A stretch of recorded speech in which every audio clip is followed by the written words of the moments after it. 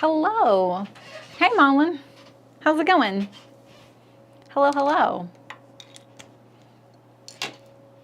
I decided that I'm going to wind a bobbin while I sew because they gave me 2 spools of thread. We love that. But man, this thread is boingy. It keeps jumping off my bobbin, and so I've tried winding it and I didn't even know it wasn't winding. So let's see if I can get it to get started this time. Nope, it's not starting. That's so weird. That's so weird. I've gotten this thread once before and it was really weird. Wait a second, I gotta get over here. I'm gonna do the thing I'm supposed to do where I put the thread through the hole of the bobbin and hold it. maybe that'll do it. No, it's not. Oh, you know what? I think this bobbin's just spinning. That happens. I have a couple of naughty bobbins like that. I need a spare. I don't have any spares. Who are we sacrificing? Who volunteers as tribute here? Maybe this one. That's not much. I tried, Terry, didn't work. Hi, Tiffany. Hi, Terry. Oh, no. Hello, Sylvia. This is my usual time. Yep. All right, let's try this one. So, this one feels firmer. Let's feel. So what happens is I put it on the little bobbin spindle, and some bobbins, they just stay in place. They don't spin. And I don't know which ones it is. I tried to separate them out, but I never do this whole thing, and it's so fiddly. My goodness, I don't know how you people do it. Let's see. So much work. I think I got it. It's winding on the post. Oh my God. Okay. Jeez. Phew. Hi, Anna. I was pretty late in May. Oh, yeah. Shimmer the piece of paper. Oh, do you do that? Well, that's interesting. That would probably rescue a few of my bobbins. Maybe I could just glue a little piece of paper inside those. Because I have like 2 or 3. Yeah, there was no way I could do May if I didn't stream early in the day. Or late in the day. There's no way I could have pulled that off. I can't believe I pulled that off. Now my poor channel is like, you're never doing anything and your stuff's really low. And it's like, I performed a miracle in May. Can't I still have points for that? Okay, so I thought we'd get prepared together today because I'm trying to decide if I would like to try French seams or not without knowing exactly how this side seam integrated with the pocket goes. I'm a little hesitant to say, yeah, let's just do French seams. So I get all the points. Thanks.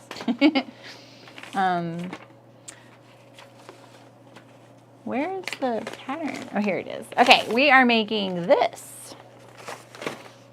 So I'm going to show you what I do. And why don't I just pull the rolling cart closer? We really make things harder on ourselves sometimes, don't we?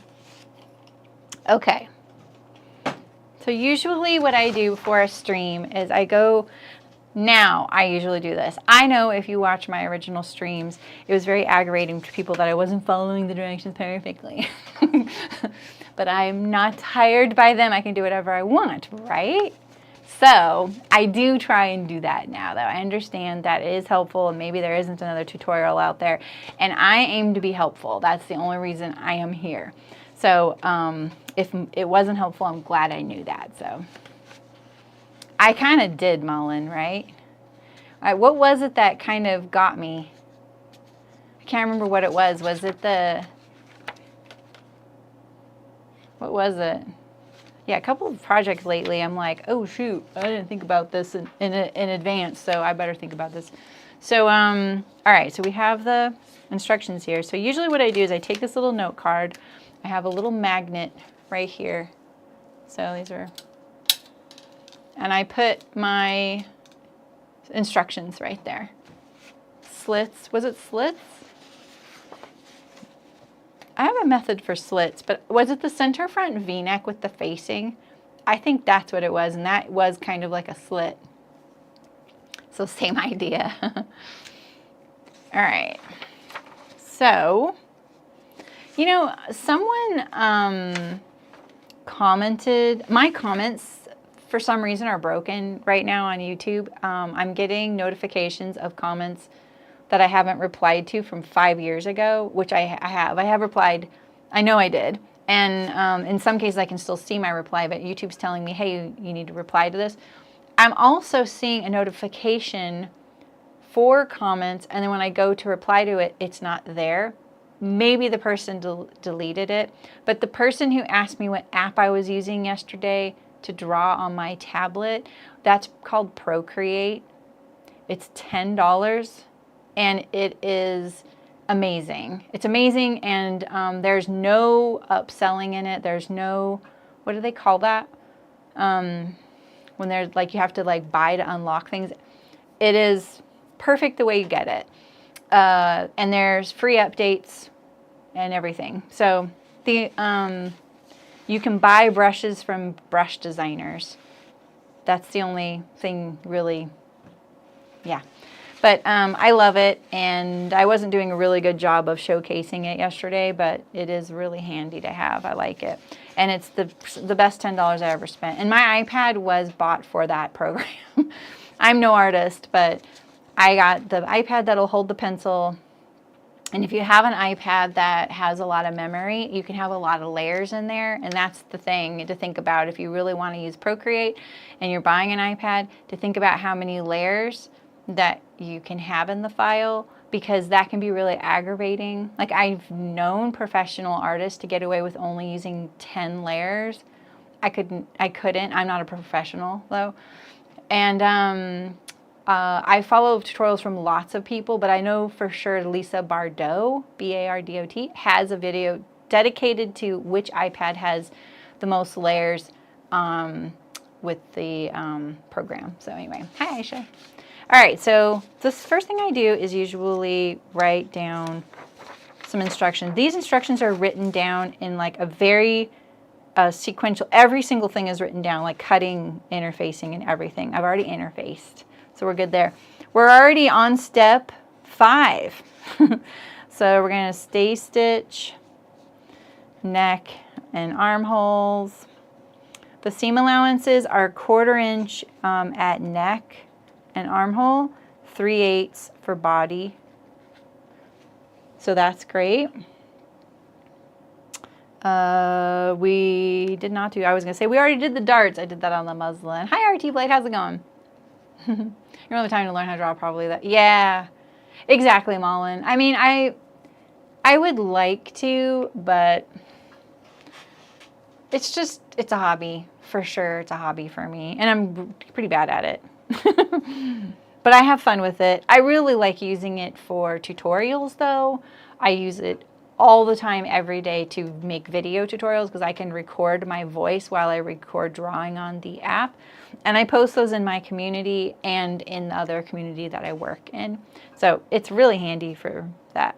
All right, so we're gonna do darts. Finish pocket bags.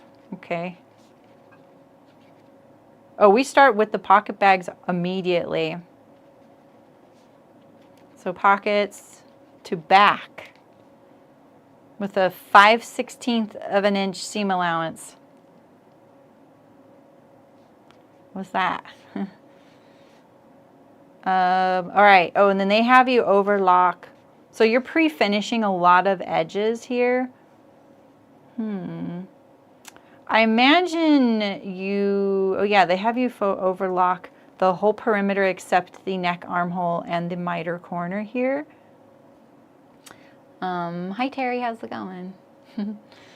I'm doing my prep, so you're sitting here. You can just fast forward if you're watching this on the replay. I don't want to hear it. All right, so we're gonna overlock facings and side seams. 1, 2, 3, 4, 5. And this is the camisole. We're gonna skip this page. Don't you love it when you get to skip like 10 steps? Okay, straps.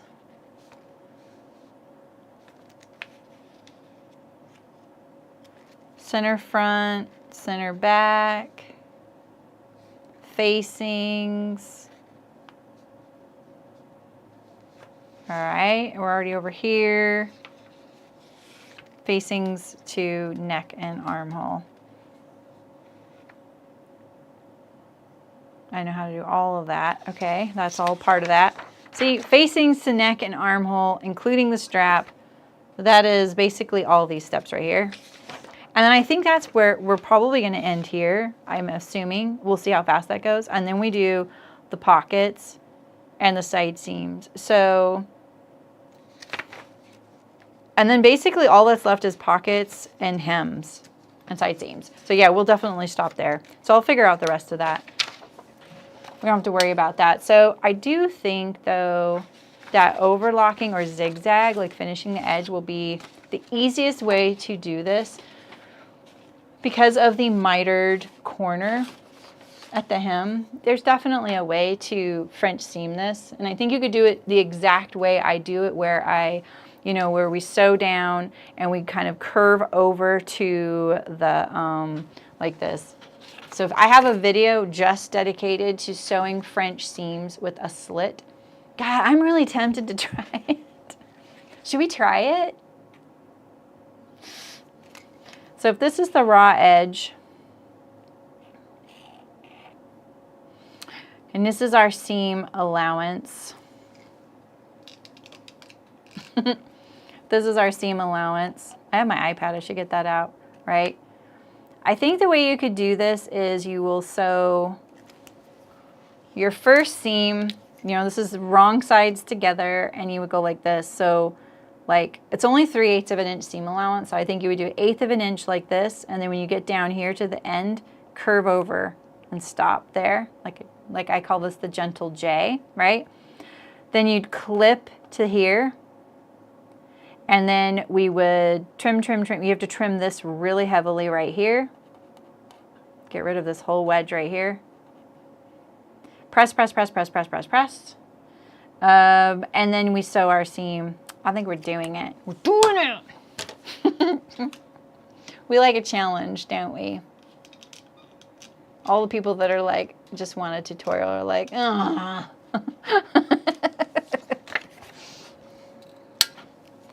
All right, so we have our facing. What do you think of this lighting? Is this gonna be okay? It's a really pale fabric, but this is the Davenport hemp, and this is from Hearts Fabric, and this color is called Mist.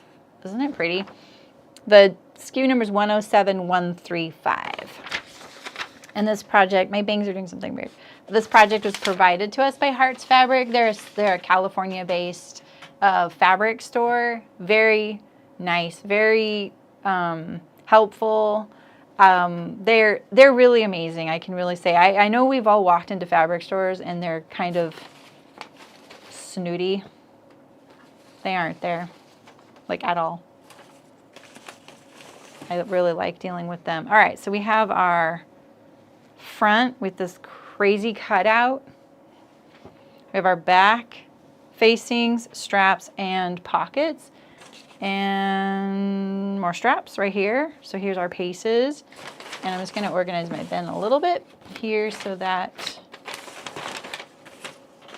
because I know it seems I'm messy, and I kind of am. I'm really messy. Very demure. Oh, you're catching on. Very cutesy, very demure, very mindful.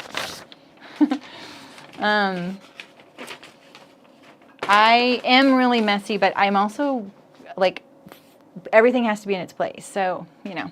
All right, so our first thing is stay stitching. So we'll leave these two out. These are interfaced. We already did that. Then we'll do our darts, and we're going to finish our pocket bags. And then facings, and then straps. So this is the order. I always stack it in order. And I just have a little bin that sits right here. So I'm very simple, not very fancy. So, okay. So first thing we're going to do is stay stitch. And this is a really good idea on this hemp. Hemp is really, I mean, you can see it's got really great drape, and you probably can kind of even tell it has some like oomph to it, you know, but it will also relax on you. And the seam allowances on the armhole and neckline are 1/4 inch. So you want to do this kind of just inside there. Sorry. I'm going to make my stitch length more tolerable. When I do this too, I sort of push the fabric against it so I'm not pulling it. I'm a puller when I sew, you know. You just don't get it. You know, I think that what I like about it is that it's almost like you're acting appropriate in public in a very simplified way. I'm oversimplifying it. Like, look at me. I'm not pulling on my fabric.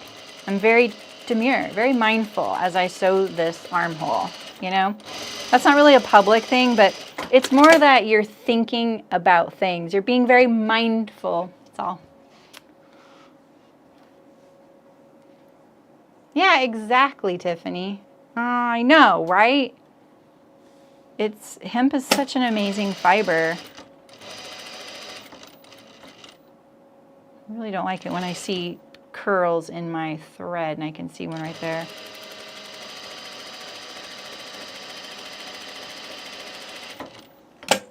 Very demure.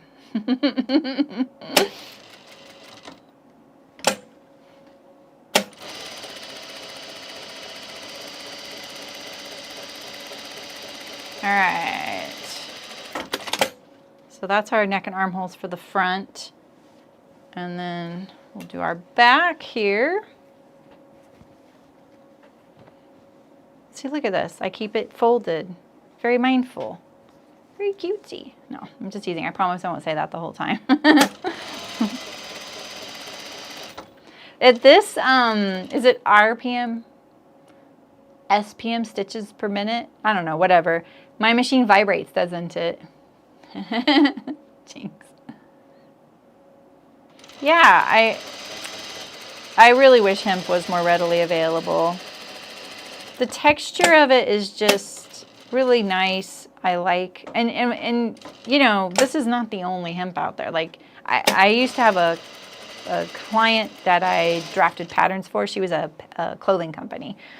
And everything in her line was hemp silk, or hemp cotton. And almost all of her garments were bias cut. She was so fun to work with. She ended up going into bridal. It was a really smart move for her because of her clientele was not served for bridal. Like, you know, there was a gap. People who really like hemp and things like that. It was, she does good. I hope she does, at least.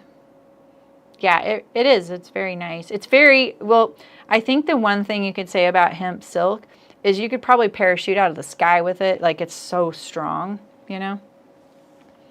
So I rotated my gape into my armhole. Oh, I wanted to show you. Oh, I forgot I was going to do a whole, like, let me show you my changes that I did. I actually outlined them in black. So here is my change on the back hip area. So I cut to my underarm here, right here, and I am only doing the midi length of this dress, but I still unfolded the full length. So see right here, it's folded up. See? I did the entire length of the dress, and then I folded it up at the length I wanted. See, I have it just folded back right here. Yeah, sorry, Carly. I'm catching up. I'll do a post with the photos of it. And then here you can see that I have my line horizontal, perpendicular to center back. And I could say, okay, I got this extra inch right there, which is 2 inches across the back. Oh yeah, hemp silk would breathe. But silk is often very tightly woven, and it's very, very strong fiber. Same with hemp. So sewing with it is probably difficult. Let me get my front out here. So here's my front. And so initially, so here's my little gap that I showed you. So here I did my splice. I filled this little wedge right here in. I don't have a pin to color that in. And here's my cut line, right? So I went snip to the apex. I found the apex, see the intersection. And initially I did it just to this top dart, and I thought, you know what? I think I'm going to split the difference and put it in both my darts. So the purple line is my dart legs. This black line is the cut, and this white wedge is how much it added. So that little tiny 1 inch, well not tiny, 1 inch is a lot, 1 inch overlap that I measured on the seam line opened up these darts quite a bit. And it gets much more shaping. So we'll see. I didn't test it out, but usually this is fine. And that's the only thing I did to the bodice here. So. Oh yeah, that's true, Tiffany. That's really cool. You didn't like sewing a poplin? Poplin's very tightly woven. Very tightly woven. It can be kind of hard. That floral shirt I just did for that video for Wardrobe by Me, the camp set, and it was a camp collar shirt. That's the tightest woven fabric I have sewn on in years, and it made me a little nervous a few times. I was like, wow, I might need a smaller needle, which makes you kind of nervous because you're like, okay, this is really tightly woven. Maybe I need a heavier needle. No, sometimes you need a smaller needle. With silk, I used to sew silk with size 6 and 8 needles, and it would make me so nervous, but you can't penetrate the silk without a really fine, small needle. So, and you also need smaller thread to be able to fit through the eye of the needle. So you're using smaller thread and a smaller needle. I did these silk kimonos for someone. All right, here we go. Where is my dart marks? Right here. I have this huge one here. Yee. Let's do this one first. Yeah, yeah. You probably needed a different needle and different thread. It can be really hard. A lot of bias right here, so I'm going to kind of hold it loose.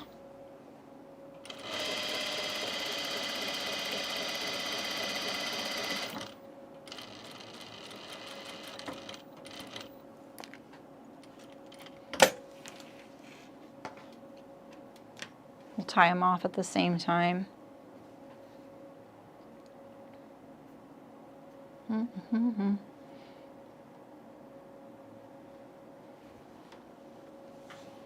So I kind of let it relax. Like you can maybe see kind of how wiggly this can be. So I just make sure it's kind of relaxed, folding with my point there. Where my pin goes in is my vanishing point.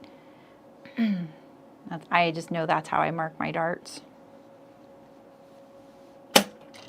This one's actually on the cross grain. This one was on the bias.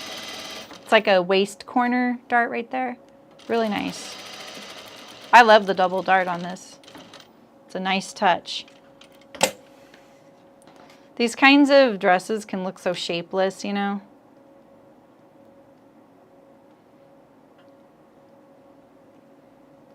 I was just telling someone, Tiffany, about this job I interviewed for once that was a parachute maker. And they, I got to see the factory of one person. It was this huge room, probably a 5,000 square foot room with one sewing machine in the middle.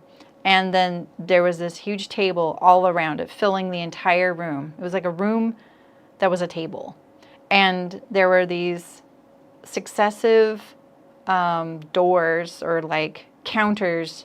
You would raise each one and go like raise them up as you went into the middle to the machine and put them down. So there was like a path that you, like drawbridges, you know. It was really neat. And so the parachute would be all around her. All right, here we go. And now let's do our other one.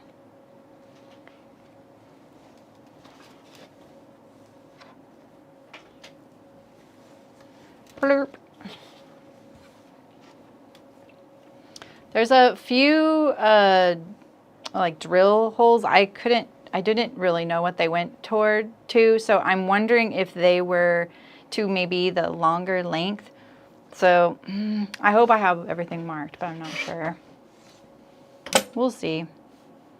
If you're here wondering too, I am still figuring it out as well, but we will figure it out. I'm thinking that a lot of those other drill holes at the lower portion of the skirt are really just indicating where the hem folds to. That's what I'm assuming. I went a couple stitches longer than I should have there just to get a nice point. Admittedly, this I could have probably shortened the dart a little bit. I wanted this to stay a little bit more on the generic side fitting wise since it's going to hearts. I didn't want to make it too custom for me. That was my bobbin, it's done. What other hems could you try, Sylvia? Maybe you could do something else? I mean, there are, you know, like glues and stuff for hemming. Yeah, what have you tried so far?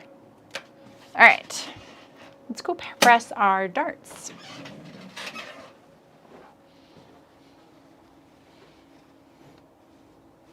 They look good, don't they? I love the way they look. All right, and I think these get pressed down. Yeah.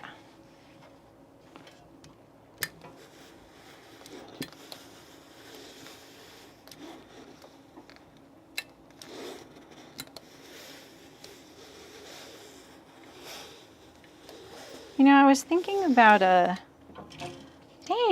had an idea for a tool I wanted to see if I could find a woodworker to make for me. And now I'm trying to think of what it was. It's an ironing tool. Now I can't think of what it was. Why does this look wiggly?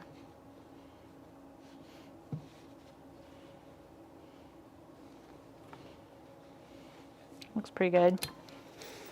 I ironed this hemp yesterday. I have a feeling this might just stay gently wrinkled. Uh-oh, I lost a pin. It's too many. Where'd I... Oh no, I lost the dress. No, not back there. No. No, not... I know what a clapper is. Not a clapper. Like it was for a specific thing I was doing. What was it? And I was like, this would be so nice. I can't think what it was. Huh. It might have been French seam or flat fell seam related as it pertains to a step. Like maybe sleeves. Like not a ham though. It was gonna have like a space for something on it. Dang, I can't think of what it was. This dart is really large. Mine's large. It's not like that on the pattern itself. But we could make it a cutaway dart. You know, get rid of this right here. I'm gonna see how it plays with the pleat here, because right here is our right? This is going to be our miter. We also have a pocket going in here somewhere, so yeah, we need to figure out how this is going to work. So we'll figure that out later, but I can always just trim this to a seam allowance and finish the edge. Just tuck it in and edge stitch it. I've done that before, it'll be fine. That's my plan.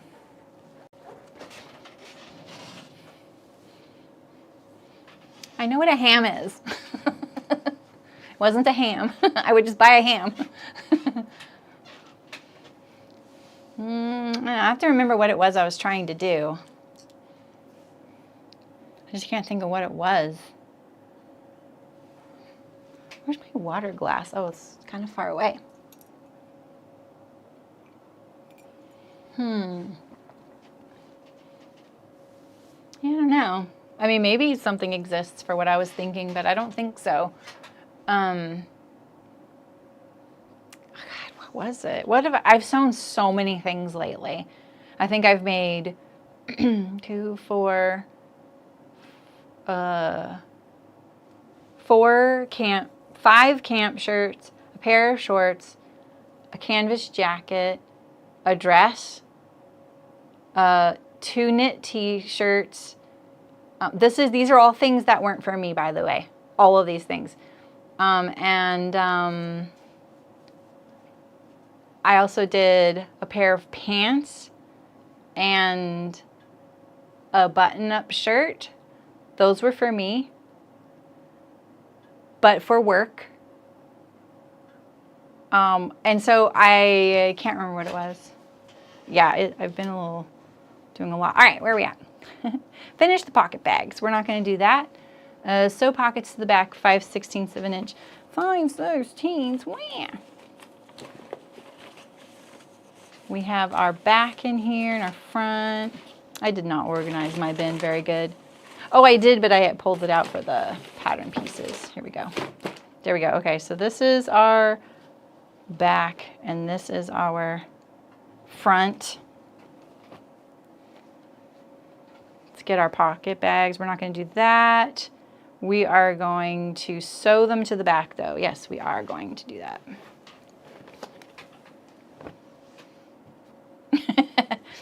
Yeah, I know. It's I feel like people are really mad at me for Fittopedia, and trust me, no one is more mad than I am. And I might just take you along with the ride with trying to get it ready, because I am working on it, but I'm having trouble with lighting here at this new space. And so I can't figure it out. And I know it's so easy to be like, just get this, just get that, and it's not. So, you know, I've been doing this for 6 years now. Every space has its own challenges. All right, so I'm thinking that these are the pocket notches. And I sort of want to make sure before I use notches meant for something else, right? Oh, that's a bummer. Can you order things to be printed? I've been doing that more lately, and it's such a gift to myself to order things printed. All right, so if I 9, oh, okay. I just don't have the notches. I'm sorry, there aren't any notches. There's one notch here, but there's 2 notches on here,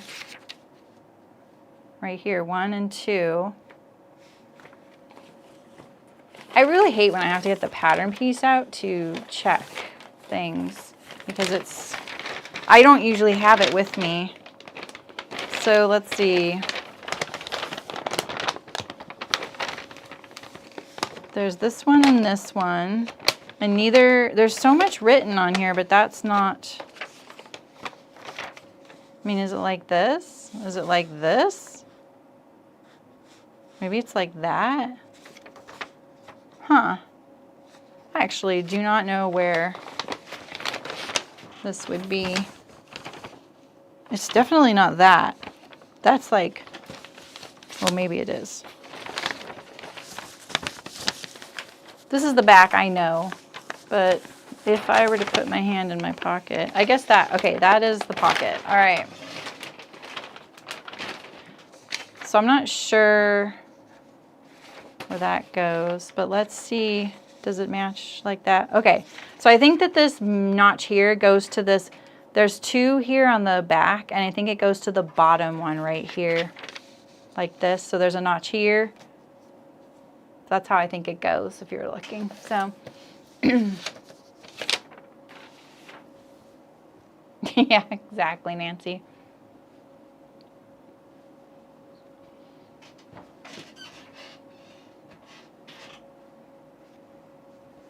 Ooh, 12 years a sheet. Wow. All right, so we're gonna do a French seam here. And I didn't even notch the one notch I got. I didn't even notch it.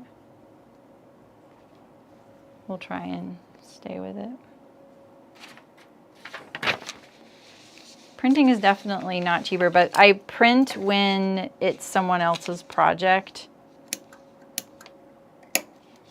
And they pay for the printing. But I try and group projects together so it's as cheap as possible. You know what I mean?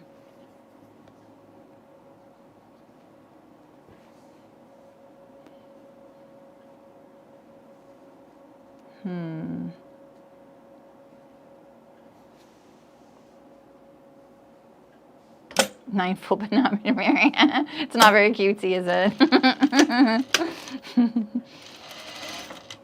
I don't mind taping either. I think that I feel like we all go through different phases of our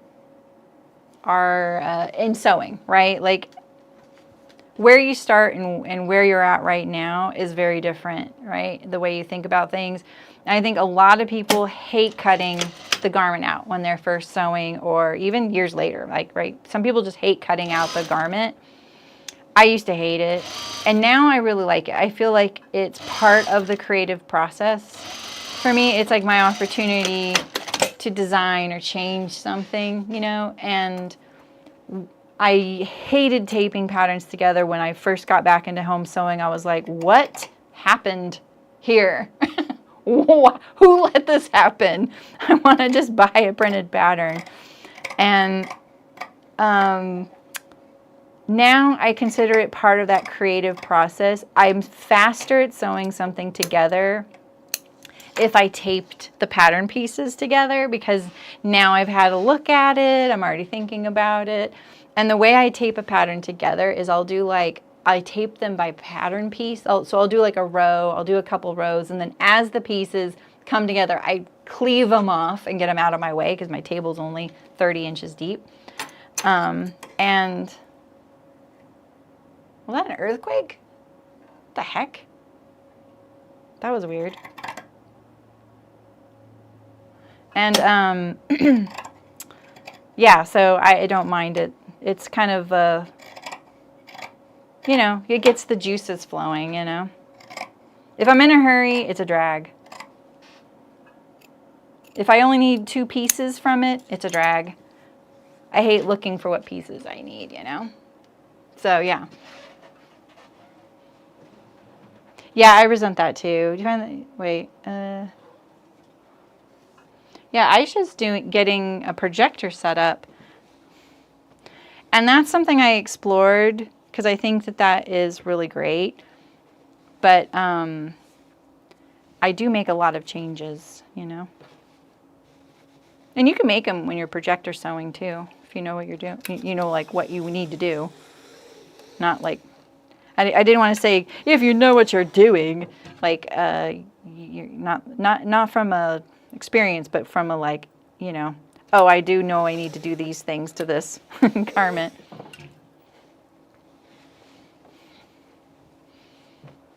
Okay.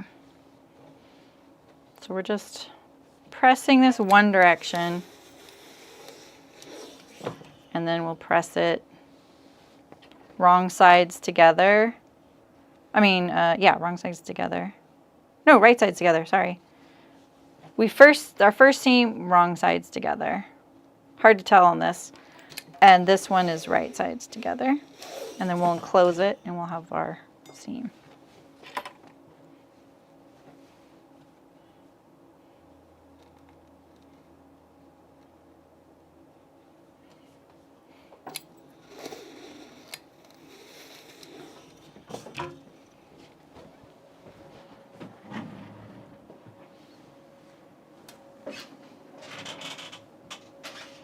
Wait, what, Sylvia?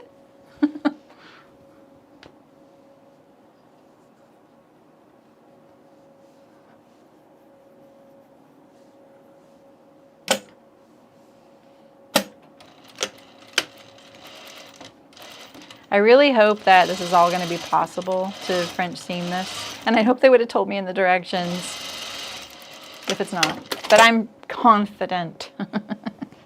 If you know me, you know I'm confident.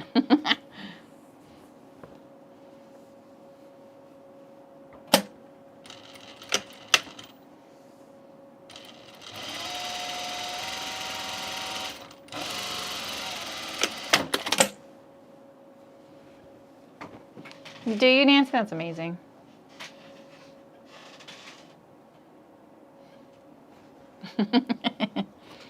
Nancy, you also got that cool, like, cutting system. It was like a magnetic board, right?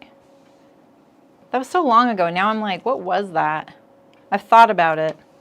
All right, so now we have our pockets on here. Did I just went upside down? Oh, no, no, no, no. Oh, no, the shirt's upside down. I did not want to do that. Okay, so we are only putting the pocket bag to back body using it anyway. Oh, you know what? I think these are cutaway pockets. You were only supposed to cut 2 and I cut 4. I was wrong. You guys were like, oh, is it the pocket bag stitched to the body? I think you're right. It shows that, but sometimes you never know if they're showing it like, oh, there's a pocket in there, just so you know. Oh. Okay. Well, shoot dang. That may not have been the right thing to do.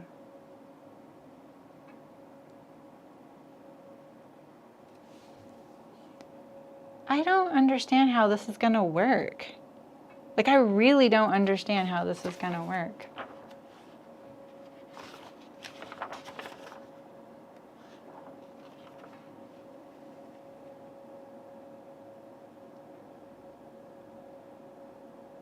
Huh. So if this is going toward the, okay, I'm just going to trust the process.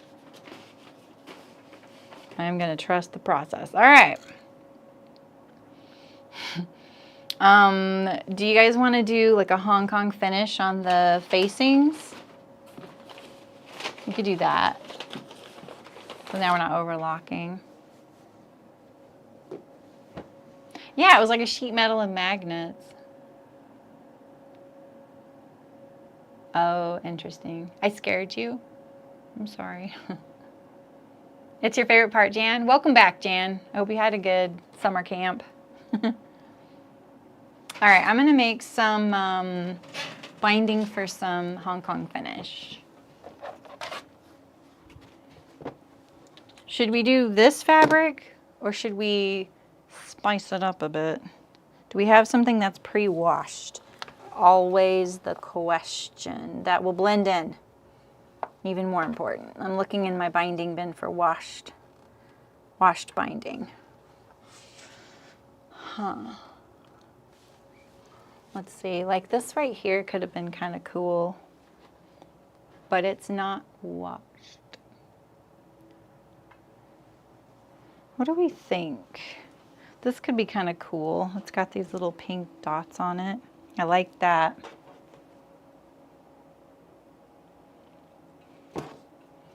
Right?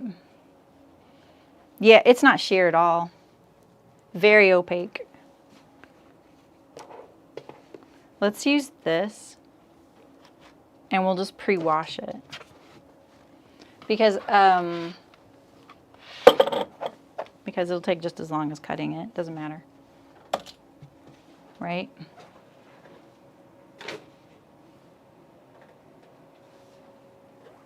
I need the facings.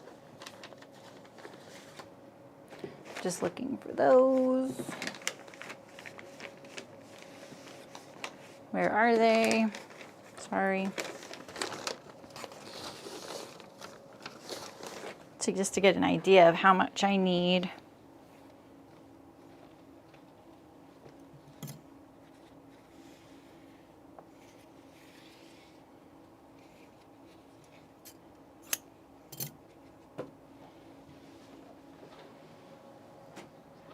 And then I'm looking for my water, which is right in front of my face somewhere. Not the starch, but the water. Well, shoot.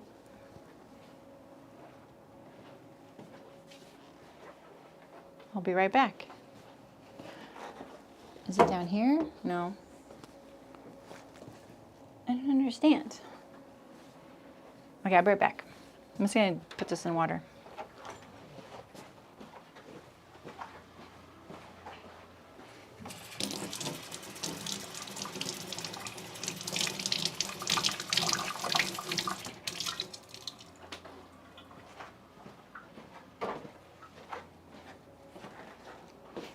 Okay, now do I have a towel? Please, my kingdom, for a towel. Yes, I have a towel. You guys been good?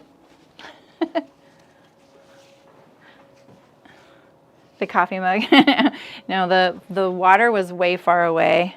I have a spray bottle. I think I'm using it in another room. My stuff's kind of spread everywhere. So this is my office washing machine. So I put it in here, and now I'm going to roll it up like this. And I usually step on it. This is how I block a sweater when I've knit a sweater. I step on it, get rid of as much moisture as possible. And now we'll just iron it dry. And then that way it won't shrink.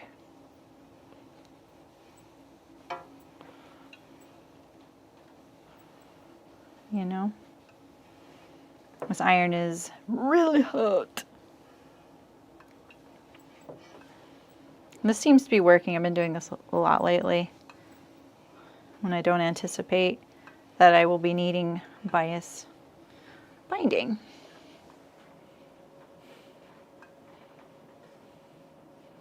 Sylvie was trying to be naughty. What? You guys should party. Goodness knows I never will. You didn't fall for it. There's 2 mods in here, Sylvia. I know both actually would put the hammer down and they would love it. They would love the opportunity. They never get to. Everyone's so nice here. They're like, man, someone needs to be naughty. I got this power.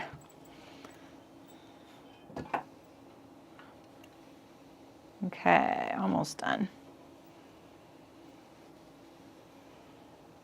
I love this binding. I never get to use it. This is perfect. Kind of a fun little accent.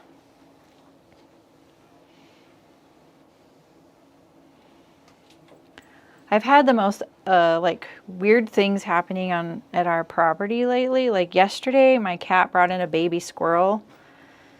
Whew. It's fine. I rescued it, sent it on its way. But that was like on my way to work, you know, so that's why I was late for the stream yesterday, because I did not have, like, you know, giving a bath to a baby squirrel in my bathroom sink on my agenda. But it had blood on it, so I wanted to check it over, and it was fine. And last night, something was making crazy noises outside, just outside of our house. And I thought it was a fox's like mating call. And I don't think it was. Because now there's turkey vultures. So, yeah, the property's been kind of weird lately. There's been a lot going on. I feel like late fall, where I've lived places where during late fall, the like animals will come down from the hills looking for water and food, you know, when like, not late fall, late summer, like right before fall, because they're like, oh wait, you know, food's getting scarcer. No, you hardly ever kick people off. Exactly.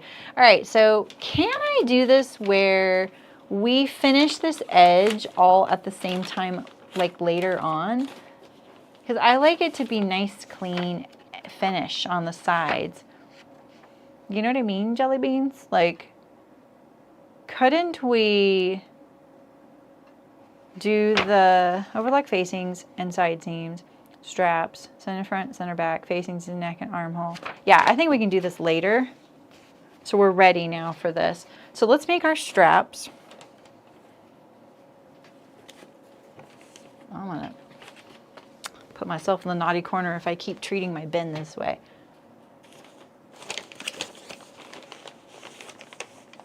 Because I am organized and I keep shooting myself in the foot for it. All right, we're gonna make the straps. I didn't cut mine on the bias because I don't really want them to get stretchy. So I did them on the straight grain. Oh, yeah, I don't remember that, Aisha. I kind of put it out of my head. I don't really care. I totally agree with that, Fiona.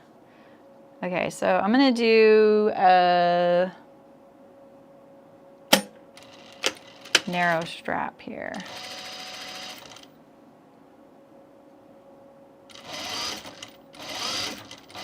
We're going to spend the rest of the stream doing this. Watch.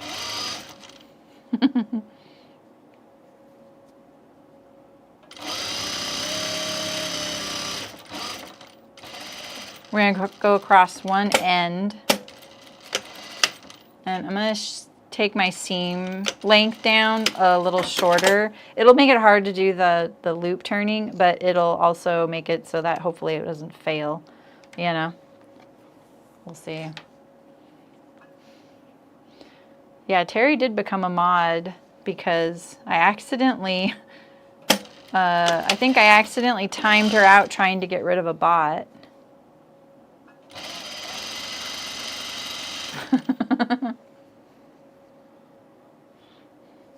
They were spamming in chat, and so the chat was going by so quickly, and I was trying to grab that person and time them out, and it grabbed Terry right underneath all the spam comments, and I was like, I felt terrible. Best decision of my life, best mistake of my life. And then I asked for someone else to volunteer, and Malin volunteered, so it was perfect. Yeah, exactly, Terry. Nancy, exactly. It's hard to do everything. Oh, the machine just came undone.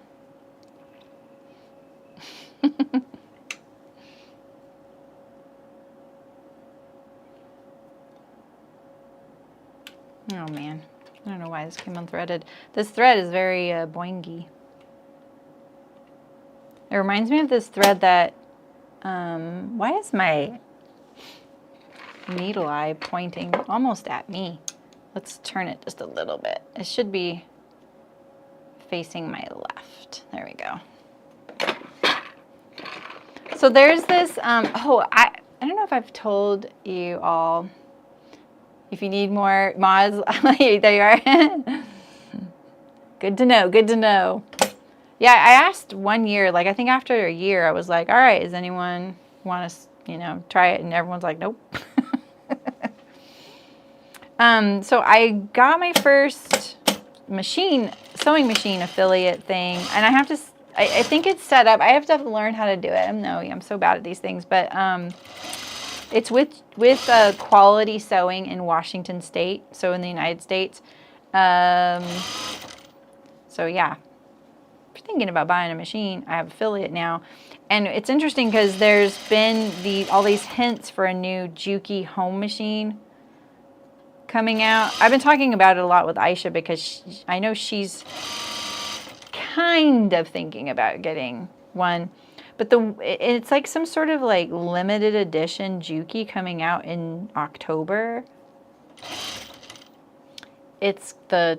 We know the machine now. It's the TL18. I have a TL15, and I think what it's gonna be is like embellished, you know, like pretty, you know.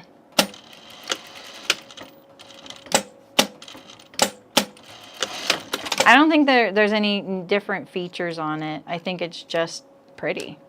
So kind of curious to see what it is. I don't keep up on machines. I am not the person to ask, like, you know, what machine you should get or what the difference is between machines. It's an ever-changing environment. It probably doesn't change as much as it seems, though. Like, if you're a rep and you're kind of in the know, you probably know. Oh, it's not an if, it's a when. Oh, okay.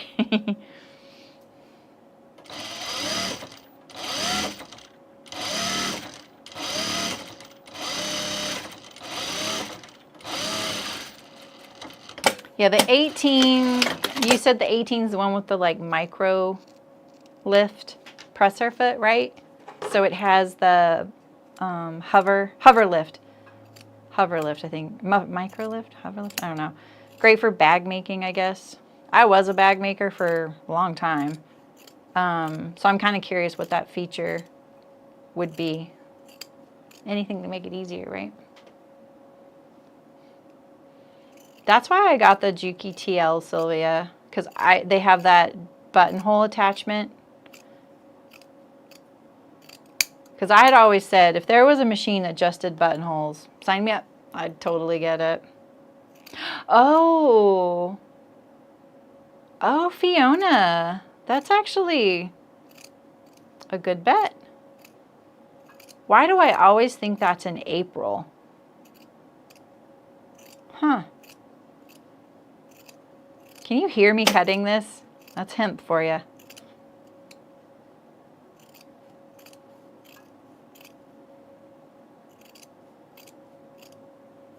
Whew.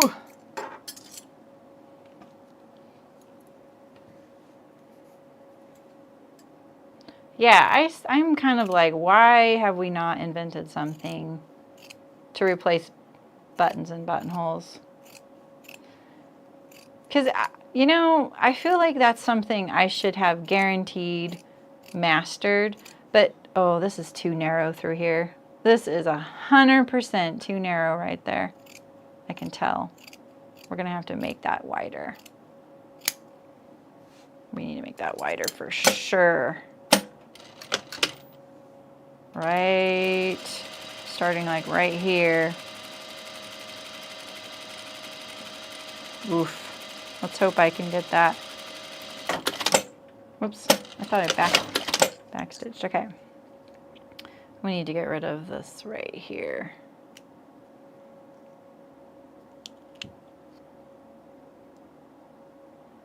No way that would have turned with the seam allowance in there. I want nice narrow straps because I think that they will look nicer. But skinnier the harder, you know? Harder to make. And why does thread have to match so well? Come on, hearts. Why do you do such a good job of matching the thread? Sheesh. Sheesh.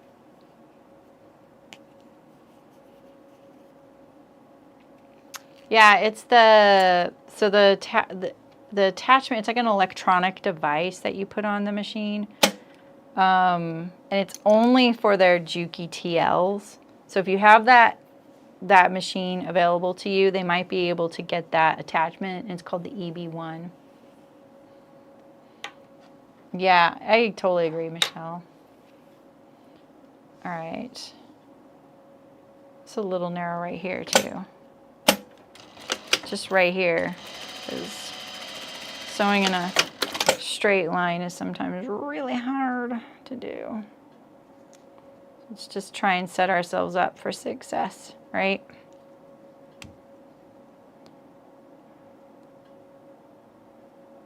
Wait, where's the end of that?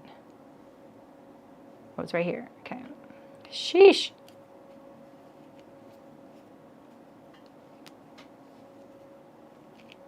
Okay. Now we're going to flip these. I love that they show my tool in the directions. Wait, do I need to trim this one still? No, just this one. Okay.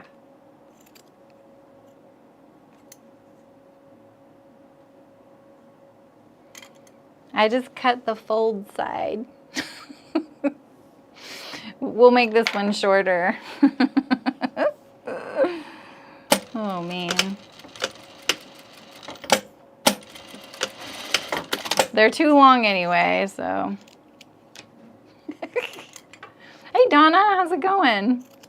Nah, I haven't gotten much done. As much. I've done darts. I sewed two pockets to the backs, and I pre-washed some bias, and now I'm making straps for days because there's 4 of them.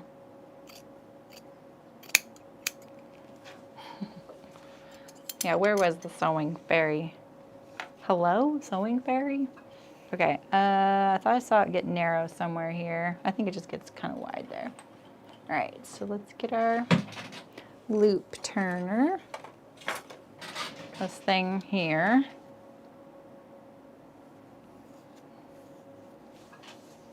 You're looking at a Juki overlocker. Oh, neat. I have a Juki overlocker. I like it. You know, I'm actually tempted to just make this easier on myself. Cut the end off and I'll finish it later. That's good. Your garden calming down. Oh, I just don't know if I can trim. I don't know if I can turn these at all, you guys. The hemp is just really thick.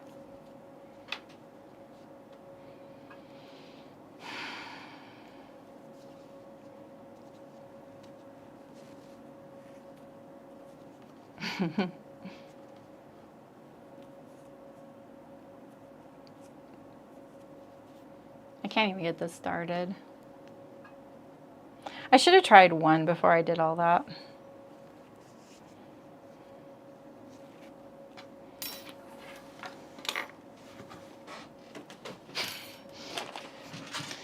Boy. All right.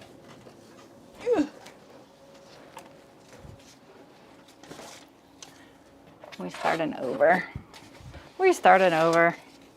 Okay, so let's see here. I have a lot of extra fabric.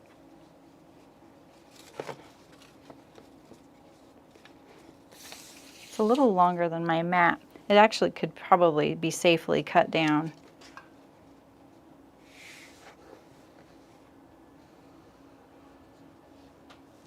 I'm going to pin this.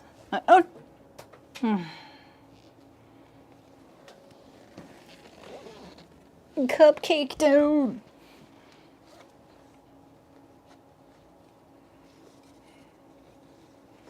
I want to try and cut this on grain, so I'm going to pin it down the middle.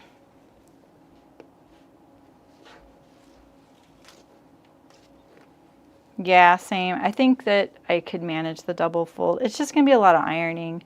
Maybe I could put it through my bias folder that I never use for bias, and I think are kind of a waste. Maybe I could have a use for those.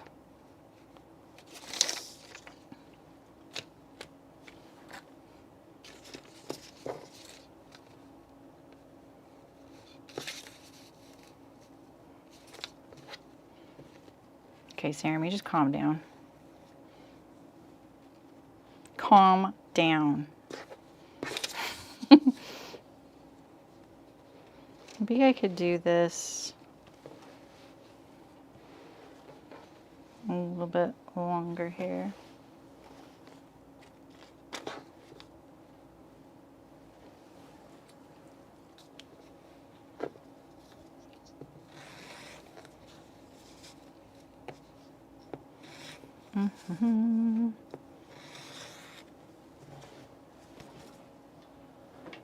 Okay. You know what we could do?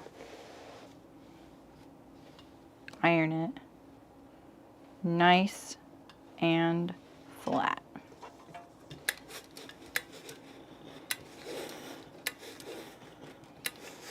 I wonder if I have a bias folder that will be the right width. It would cut down some of it, you know?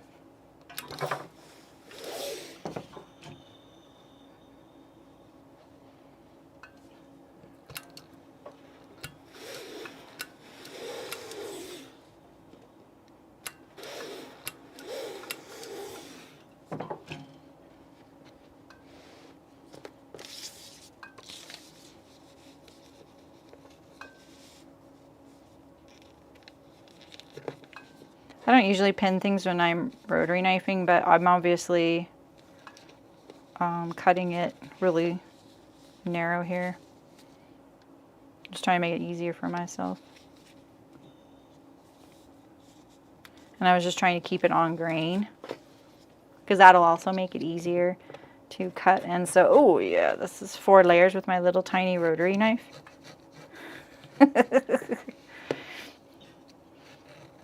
This is just my little, like, zip things together here at the ironing table rotary.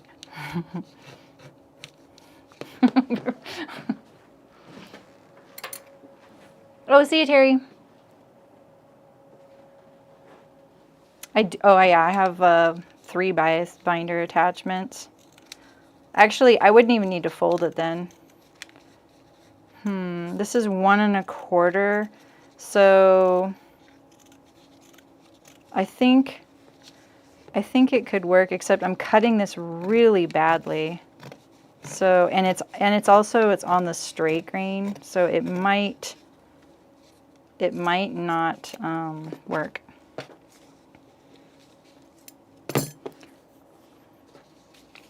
I'm just rushing, and I shouldn't rush. I'm gonna go get a rotary knife and stop rushing. I don't know who I am rushing.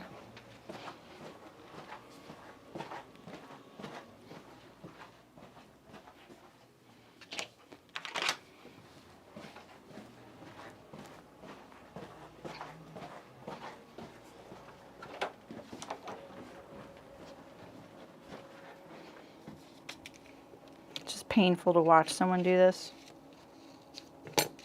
when they're not doing a good job.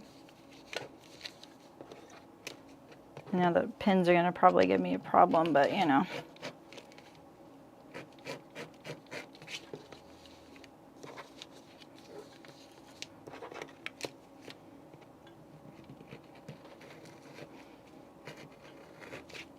It's thick.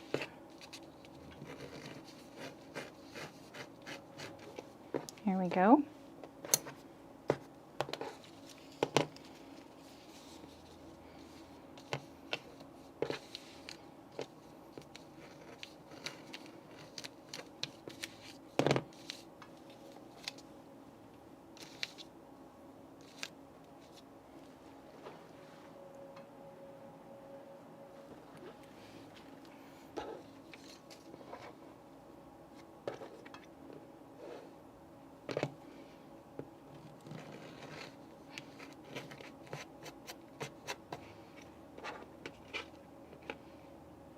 A little uneven right here.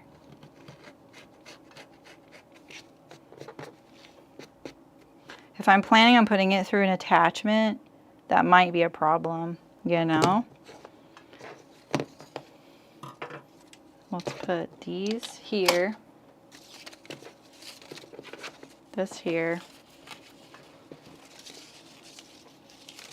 and we'll throw this away.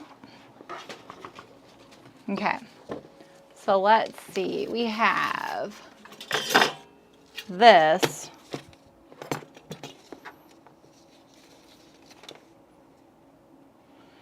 But let's see if it'll go through first, because if not, we can just use the folder, because I don't think this will go through very nicely.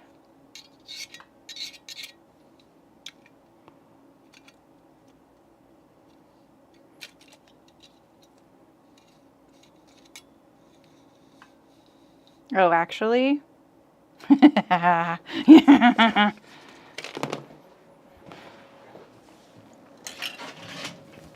Thank you for reminding me that I have this. Because this is really easy to set up. Let's just hope it works. So this little tape just holds my screw on here so that I don't lose the screw that goes with it. Right here. Thanks, Sylvia. All right, and so then we just screw this in to one of these two holes here. The other, this is a screw right there holding that to the machine.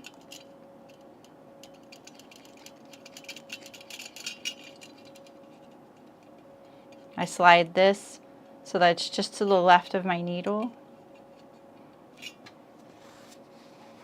And then let's see if we can get it to work. This is for 1 3/8 inch, or this is actually for 1 1/2 inch.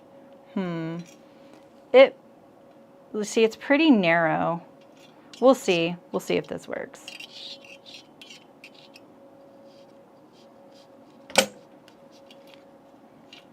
It might. I've never had this thing wiggle like this though. Let's tighten that up a little bit.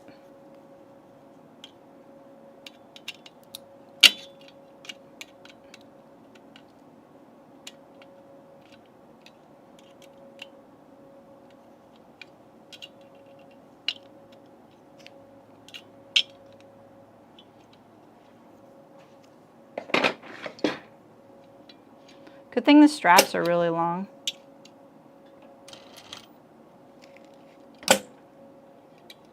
I'm just moving it where I want it.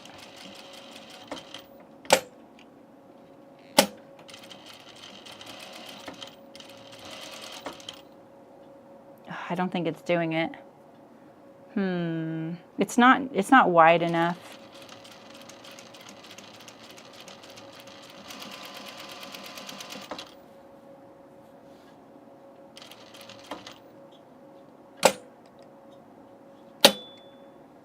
Why is this? Okay. I'm going to use this hole here so I have more adjustability.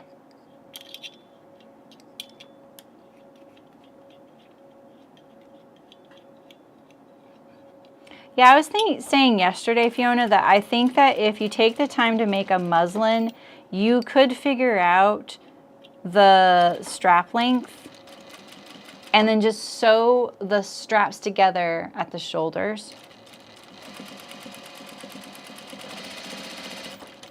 I'm holding this because I don't have it screwed down because I'm kind of still deciding. I think if I go slow, oh no, it just came out. Yeah, it's like, it'll work for a bit, look at that, and then it doesn't.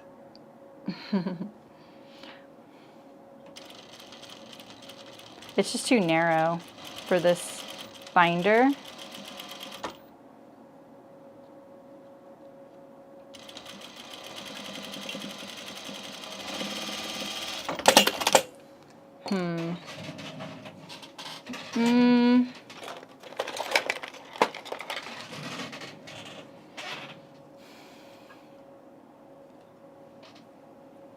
Let's try this.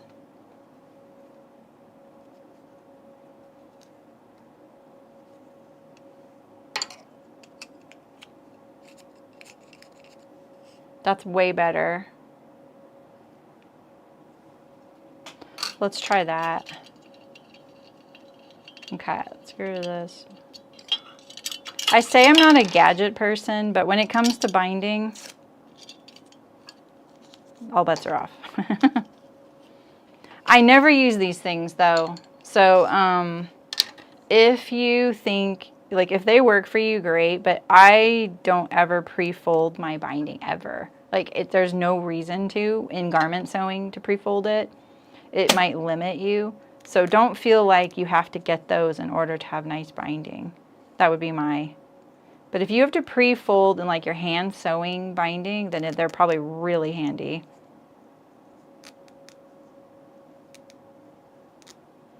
I knew we'd spend the rest of the stream on straps. Straps are fiddly. So if you were doing bias, what you could do is sew your bias all together as one long strip, and then sew your straps as you could do one of these little attachments in one long fell swoop, right? And then you'll just need to pop it open at the ends in order to finish the ends. Like this, I'm just gonna cut this off because they are too long. So I'm just like lucky, you know. All right, so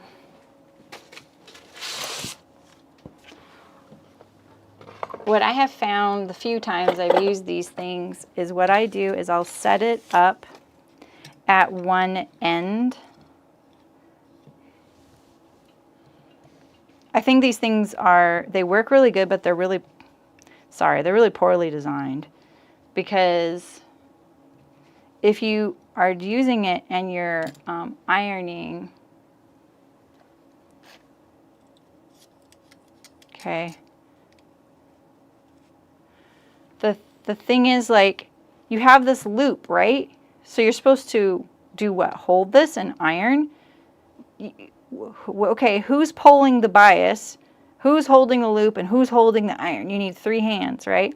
So then you're like, oh, you attach this to something. Okay, so you have to put it upside down. This is what I have found. So I will pin it like this, right? Let me get rid of all this stuff here.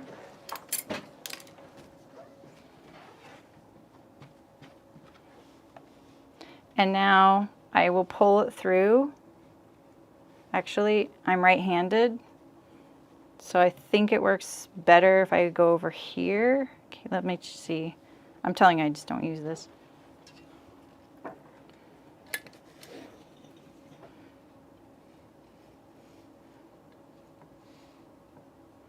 I'm right-handed though, so maybe I should have done it the other way.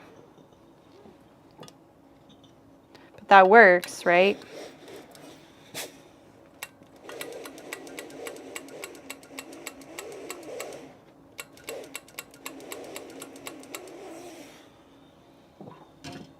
There we go. And then now we can just fold it and edge stitch it shut. It's bloody hot. When I did my muslin, I just folded the fabric in thirds and top stitched it, just so you guys know. I didn't do all this.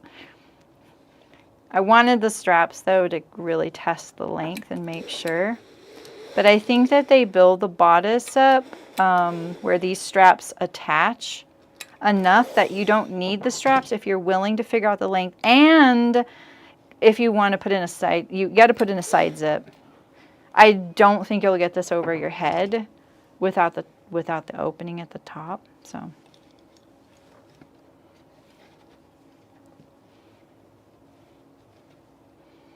riveting content. Right?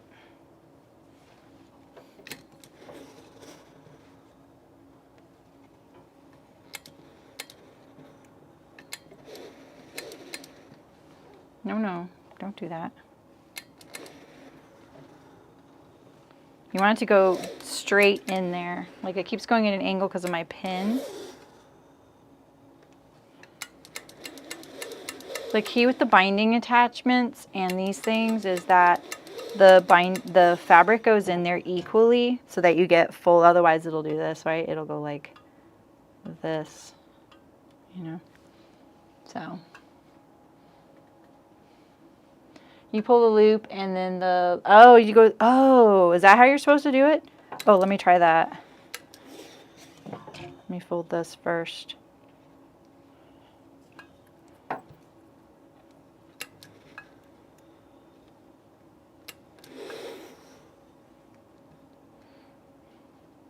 So you leave the fabric on the table and then you pull the loop. Okay. That must be how it's supposed to, because it's not like they come with directions. And when I got these, there was no internet. Like, I mean, like, the internet didn't exist practically. So it's not like I could, you know, Google it. Google didn't even exist when the internet came out. You know? Okay. All right, so then you do,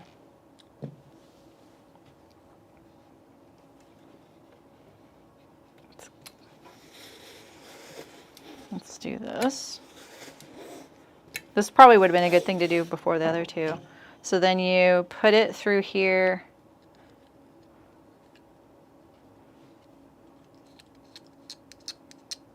Like this.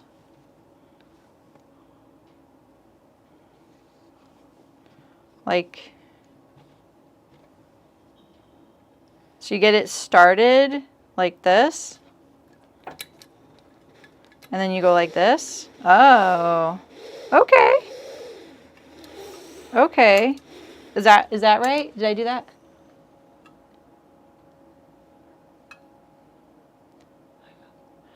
You hold it in your left hand, and the loop is parallel with the table. Yes, I did it. Okay, okay, okay, cool. Thank you, thank you. Okay, this is good. This works. I like that. Thank you. Okay, cool. I learned something new. I will not remember that. I'll be like, wait, someone told me how to do this. So that's what I mean. I just love how much there is to learn with sewing. I still learn. I mean, sometimes it really is just the 2% rule, right? You're just trying to be 2% smarter than whatever it is you're trying to do, or whatever gadget. Okay, we're 3/4 of the way. We only have one more strap. Oh, this iron is, the steam is so hot. I have asbestos hands. From working on a farm and sterilizing bottles for baby calves. Okay, so now, okay, so I put it in like this, right?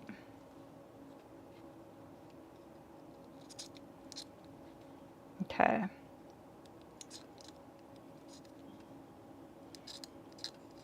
Okay, got it started. Pull with my left hand.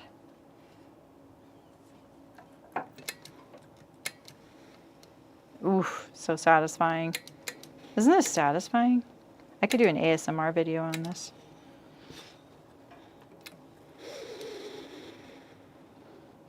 Oh, it's a little hot. Okay.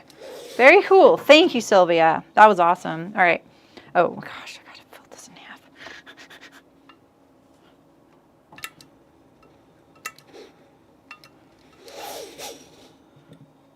Okay. I think that if I did this next, did one of these, another one of these, I would cut this stuff wide enough to go through my binding attachment. Because clearly just sewing it and folding it all at the same time is kind of nice, right? That is hot. Just don't press the steam button. Okay. Hoo-wee. Let's sew. Oh, what happened? Did you hear that? Doo-doo. What was that? Hope I didn't lose the camera. Yeah, it really is, Nancy. 1998. All right, so now we could fold this down And I like to open it all the way, fold it, and then fold, because you have less to deal with. Well, let's see, actually, is that true? Let's see. If we did it folded in, then down. So it just changes. So, right, do you want to deal with these here, right, along the length? Or do you want to deal with them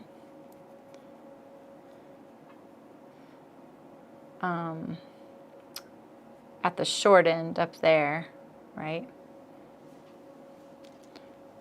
I think this is happening to look a little cleaner at the short end. So we'll poke it in here.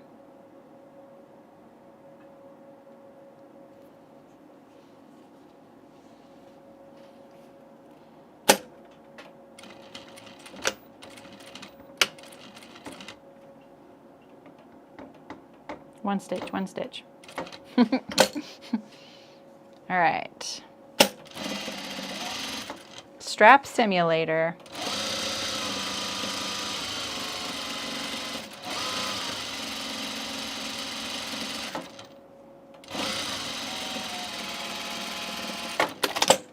All right.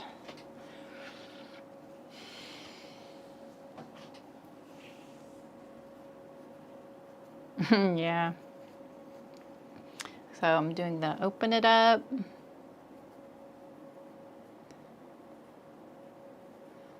And we'll close it. And then we'll be putting these on the dress. We'll actually be sewing the dress together again soon. You could probably replace this with like a ribbon or something if you are wanting that kind of contrast look. And just know that this was hard for me because the fabric is hemp. It's just the weight and the thickness of the fabric. So if you end up having a fabric that's still appropriate for the dress, but it is a little bit thicker, you can try this method, just folding and edge stitching. If you don't have a folder, like I happen to have lots of folders, I know. If you don't have a folder, I'll show you how I would fold this. It's the way I did it in that Let's Make May stream all about sewing straps. So I would go like this. I would take my fabric, my long skinny piece, and works great on straps if you have to make fabric straps, right?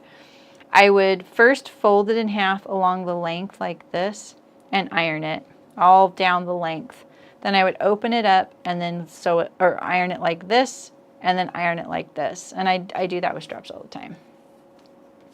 It is very similar to sewing with linen. It's probably a little thicker.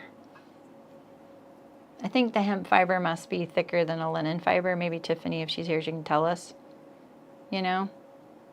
But it does relax. It does have drape. It has a more open weave. Hemp is very strong. The first thing I ever sewed in hemp was a button-up shirt I made for my now husband. We were dating. And it was his birthday, kind of within a couple of months after we started dating. And I made him a button-up shirt out of hemp. He still has it. The fabric was very similar to this, by the way. That was a long time ago.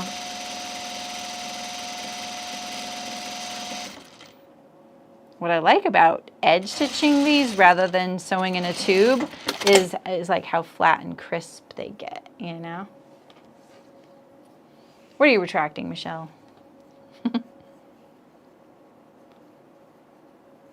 Yeah, same. I mean, obviously, you like, I've pulled that binder out. I have 2 or 3 or 4 of those binding attached, or folders, they're not binding, the little clover dealy bobs.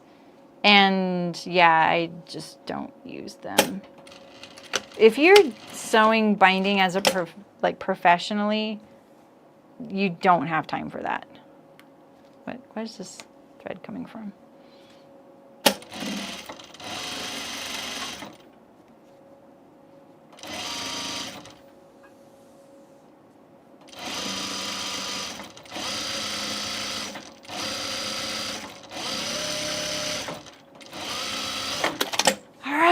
straps are done. They look good too. Okay. All right, so now we're gonna do the facings and the center front seam. First the center front and center back seam. So let's place our back. And this is the right side with the clean French seam side of the pocket showing. That's the right side. So we put those right sides together. We're gonna put the wrong sides together because we're French seaming it. Just a spelling mistake. You don't have to do that. I do too. I mean, I love it when I see people doing that as like their mental break. They'll make a bunch of bias or binding and sometimes even pre-fold it and they just have it on spools. Oh, that's awesome. That looks fun.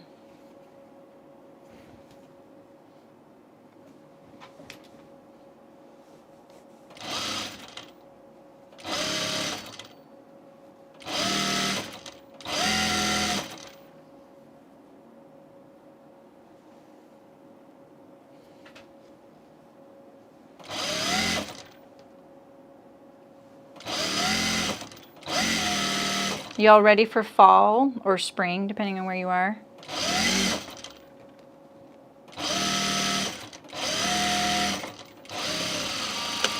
I'm gearing up to sew blazers.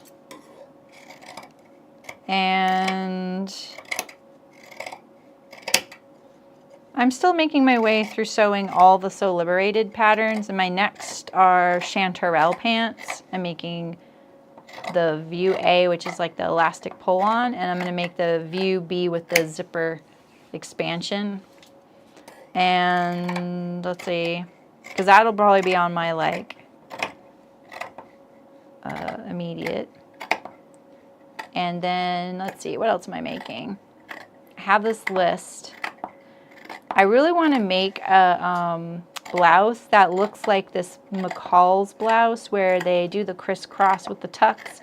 So there's like tucks going down the, I love tucks, we all do, right? And then you crisscross the tucks. So when you make all the tucks and then you sew some this way and then some this way, you know? You have thousands of dresses you're gonna wear. Oh, that's funny.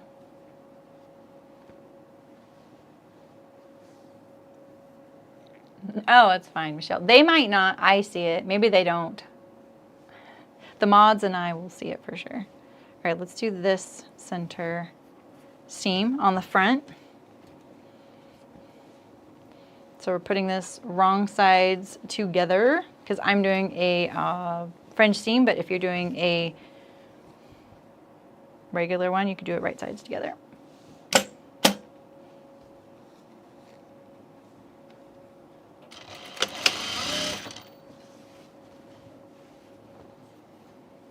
I love having a lot of binding on hand. It's never enough. I'm always like, God, how do I not have the right binding for this project? You know what I've learned is sometimes you just gotta like add whatever it is you have and it ends up working. It's like once it's sewn, it sells it, you know? I feel like I used to be better at picturing things than I am now. I saw this new fabric on the Hearts website, and it's these really large vintage looking teapots. They're kind of a buttery yellow color, and they have this really cute floral on them that make them look kind of vintage or antique or something. And I was like, I love this. And there's telephones, teapots, and something else. I can't remember what the other thing was. And I had thought about it. And then I opened Instagram one day and I saw Jenny Hassler made a dress out of that teapot. And I was like, oh, shoot, dang, that's awesome. So, you know, I was like, what kind of bag could I make with teapots on it? And she's like, bag, I'm making a dress. And it looks really cute. Like it's like, I don't know what other word to use for it. It's like it legitimizes it, you know, like it elevated the teapot print.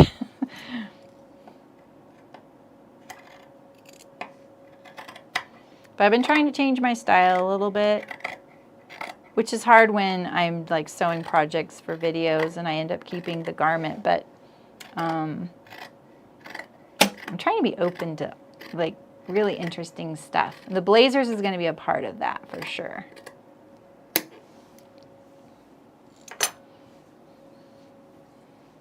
Yeah, I get that, Sylvia. I feel the exact same way about that. You have Autumn Project 9 Coe trousers, Heather blazer, Isla trench coat, and some more trousers. That sounds like a great plan, Mullen. Yeah, that would be cute, Sylvia. I agree. And Hepburn pants. Yeah, there's a Hepburn chino or Hepburn trousers. What are those called? There's a Hepburn sew-along happening in the Guild right now, and a bunch of people are making them. That's a Wardrobe by Me pattern. I've made them twice for, one for the video, which is on her channel, not my channel. And then one for my daughter.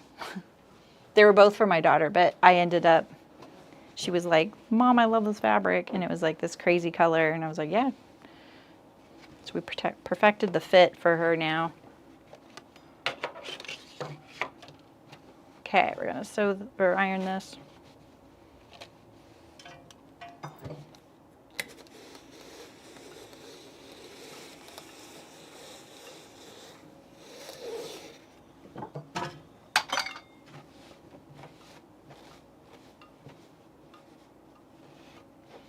The reason I do this is so that the seam allowance is pressed that way. Just makes it easier to make it do that. You can press it open, but I feel like that's really fiddly and it's just way too hot for my iron to do that. So I just do it one direction. If you do it down, like press it open though, you do get kind of a more accurate fold when you do this step right here.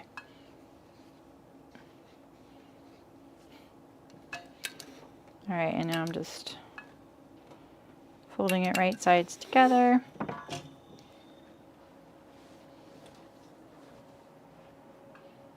You just bought, wait.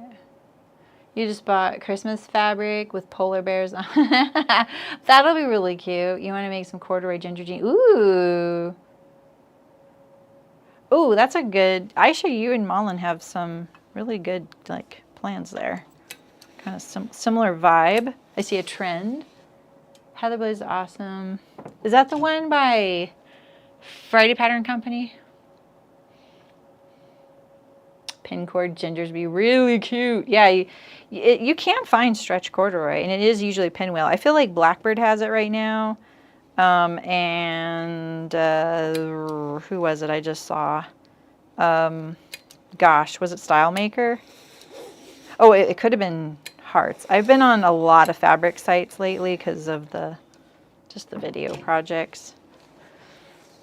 I'm shopping for one right now. And it is a corduroy jacket. I think that one's a new pattern, though. I don't think it's out. I bought this blue wide wale corduroy, and I'm thinking I might do a Sylvan jacket out of it. Maybe I should just do a regular blazer. I'm going to be like doing an auburn, batch sewing auburns. I don't want them to all be identical though, so I think maybe I'll make one or two unlined. And then maybe change the collar on one. I don't know. Maybe I can make a shawl. I don't really like shawl colors. Huh. They look like a robe on me.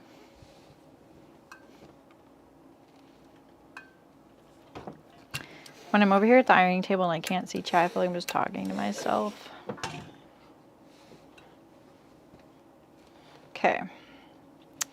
We're almost there. And then we get to do the facings and the straps. And we'll also finish the bottom edge of the facings, and we'll be caught up with the instructions, I think, perfectly by then. All right.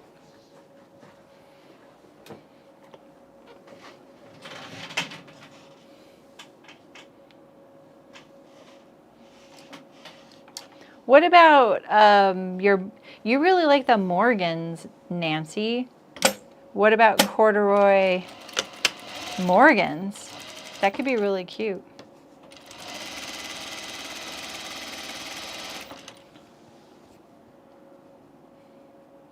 Oh, that'd be really cute, Sylvia. I just got a bunch of printed corduroy. I'm having trouble doing the right seam allowance. So I think I showed you guys. I'm gonna do a blazer with one, and now I think I'm gonna do a skirt with the other because you guys helped me out with that.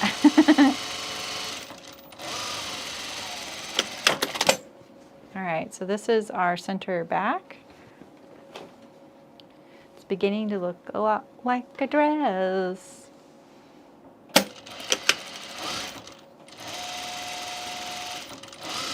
Dang, I'm sorry. I feel like I just ruined some of your guys' days doing that.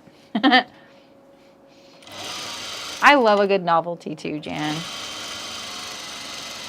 When I started Chicken Boots, it was kind of new that they were finally starting to be cute and modern prints in quilting cottons.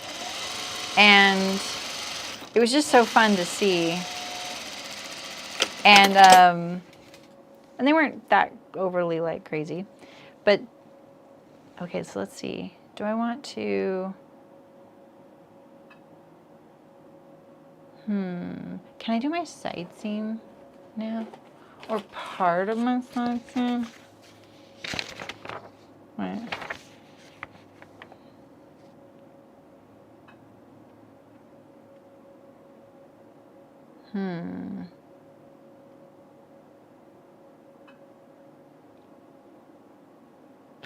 Maybe not. I won't figure that out now. We'll just do the facing as it's directed to us, and I might do the binding later when we have our side seams in place. All right, so we're going to place our straps. So I'm just going to place this up here at the top.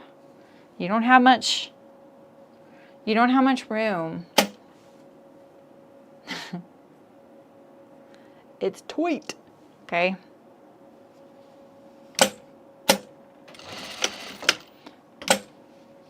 I don't know what I was saying to you guys. Sorry, I interrupted myself.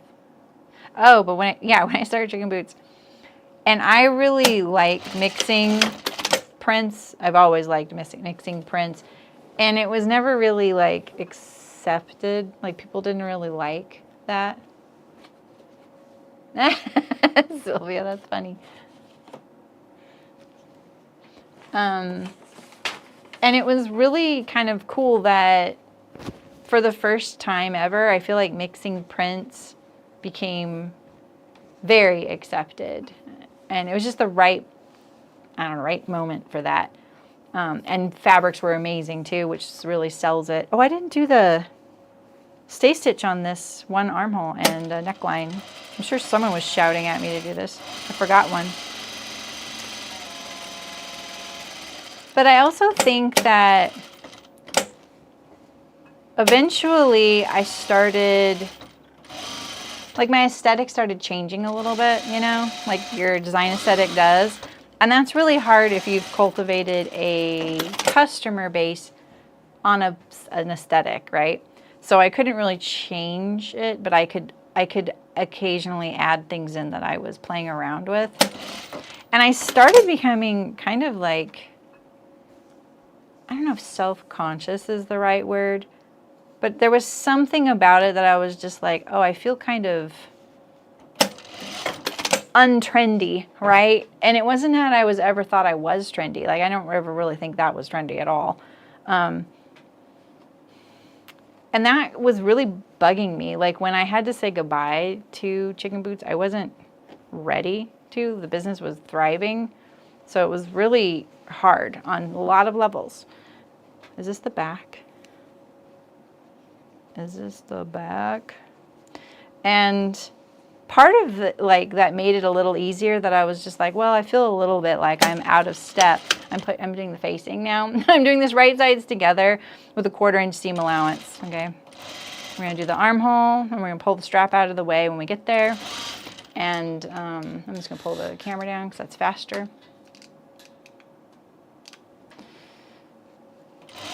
And you know, I kind of struggled with that, and then even like sewing my own garments, like I kind of waffled between just solid linens and crazy prints, right?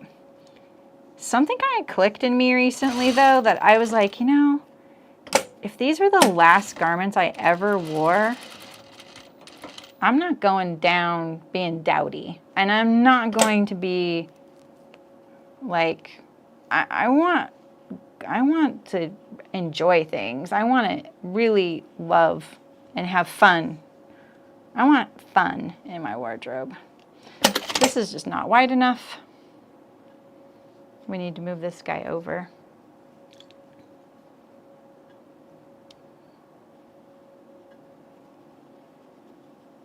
Oof, that is so tight. You really got to be accurate when you cut these straps. Like, look at how narrow this strap is, this one.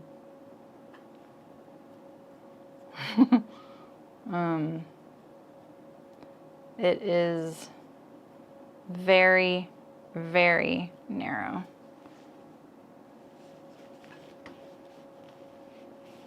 Let me see if I can. I think that I wouldn't stitch the strap down. Maybe I would stitch the armhole down, then lay the strap in there so you can butt it up against that edge. I'm going to pull this within 1 inch of its life over. My needle hit just next to the strap. You don't want to catch the strap. You'll be really bummed if you have to remove this. And I'm going to try and fold the strap on itself in there just to get it out of the way. So I don't know if you can see, but I'm just kind of, I'm taking this edge and I'm going like this, pushing it in there so that it's really out of the way of my needle. We just need like 1 inch and then we're in the clear. There we go. So I just folded it in there. I'm going to make sure my stitch length is kind of short right there too, because I don't want to revisit that. Okay, there we go. Okay. We get a little breather. Is this the back, right? Yeah, okay. So we're going to get down to this V, and I want to match this V here.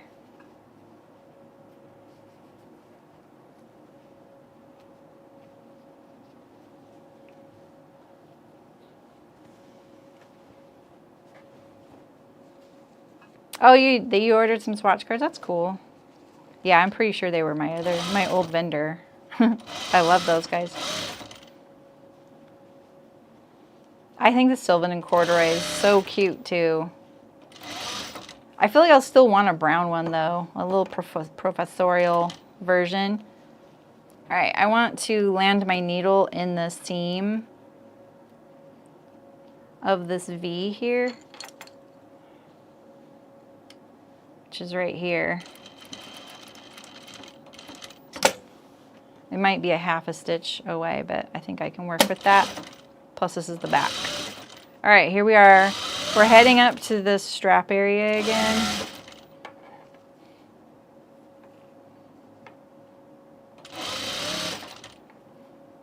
I'm gonna pull my strap out of the way.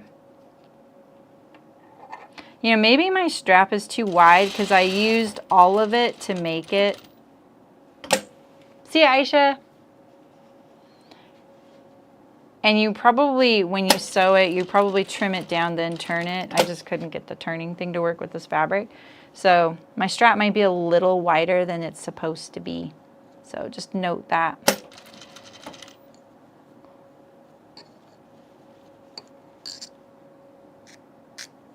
Okay, this one's a little easier. All right, we're in the clear. Let's pull our strap out of the way, line up our armhole.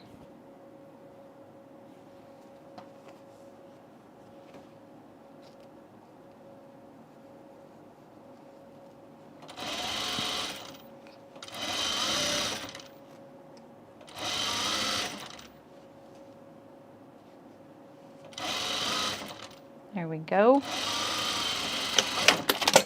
All right, so now let's trim this up here. And trim this up here. And then we're also going to clip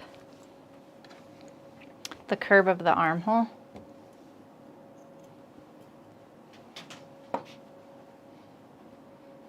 Yeah, it's so true, Michelle. I was looking like, how do you change your style? What am I after? Like, what's my goal? You know, I've never really sought to do that.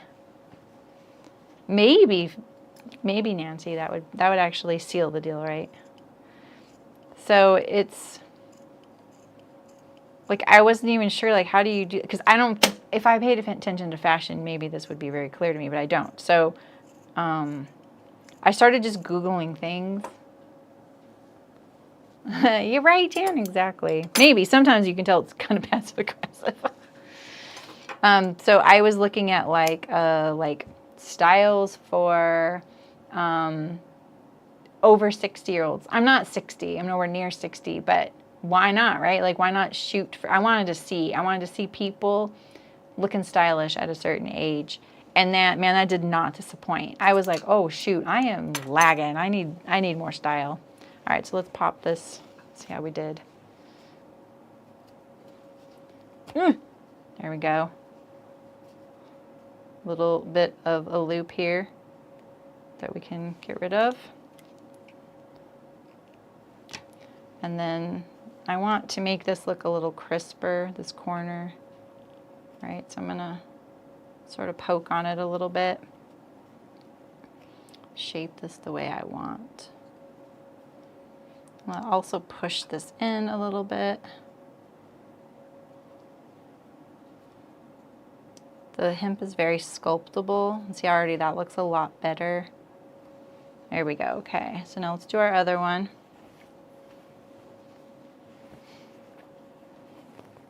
Yeah, of course. Tag me anytime. I love seeing what everybody makes. I get so inspired by everybody. Ugh, makes me nervous pulling on that thing. Yeah, join the guild. You can post in there. It's really fun. Sylvia might be, ooh, shoot, don't do that though. Sylvia might be in the guild.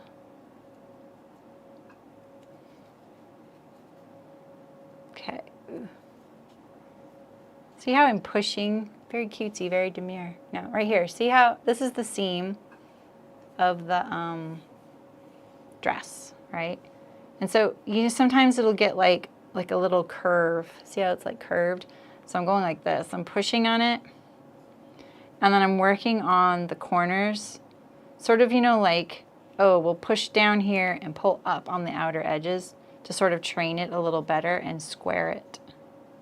Tell it what you want. Hopefully it stays that way. Sometimes it won't, but you could also top stitch it. No, she isn't. Not yet.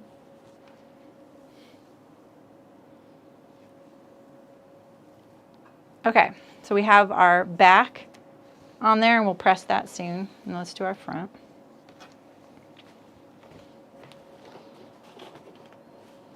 I think all of our pattern pieces will be sewn. I love it when all the pattern pieces have been used. It's like, it's a milestone. Okay, so here's our front facing. Would you like me to pin it on? So you can kind of see what's going on here. You're going to be very mindful of your V-neck, right?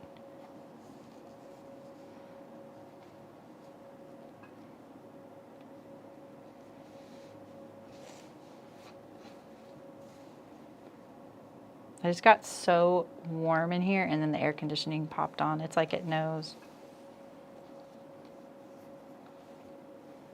Okay, so we have our straps to sew.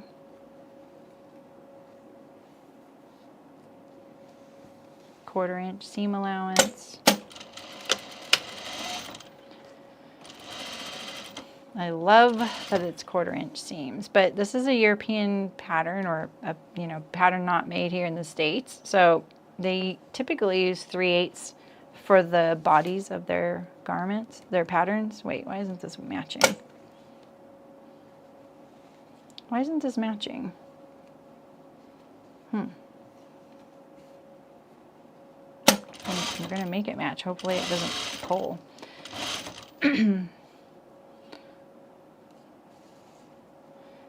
I think anytime you do facings like this on sleeveless or collars, necklines, anything like that, it should be quarter or like 6.3 millimeters.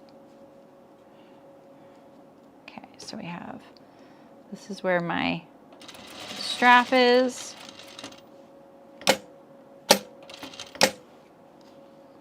And then we're gonna tuck it in there, pull this over.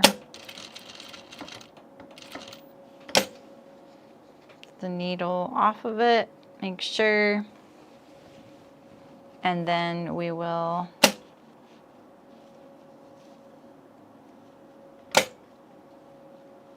really shove it in there.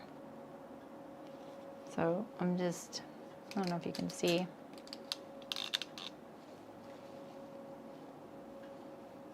So I'm shoving it in there like this. I'm really telling it what I want. Grabbing the fabric. Use a shorter stitch length for something like a linen or anything open weave.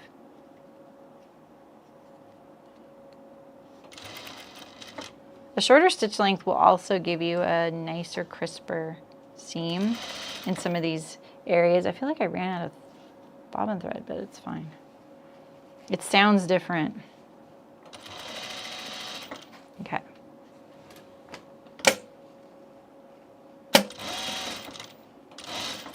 All right, so now we have our strap.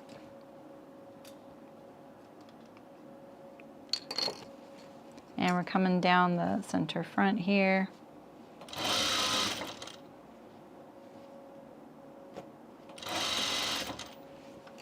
So I like to find the V-neck like straight down from the point, right? Because it's really hard to tell where your needle should sit unless you have a very clear line there. And if you have a ruler, you can mark it where your quarter-inch seam allowance is. That way you know where to pivot. Let's hope I got it.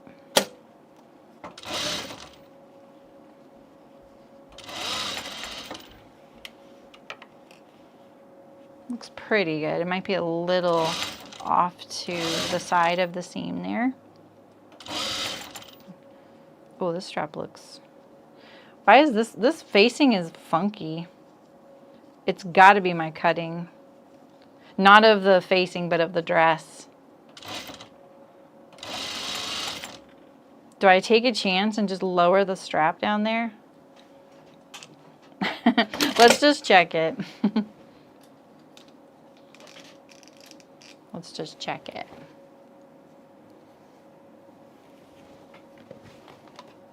Just be honest, you know?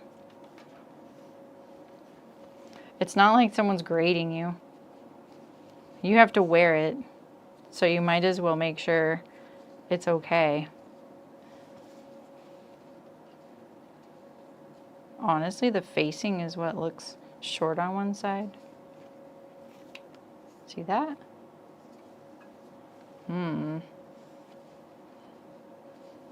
So maybe I'll shorten both.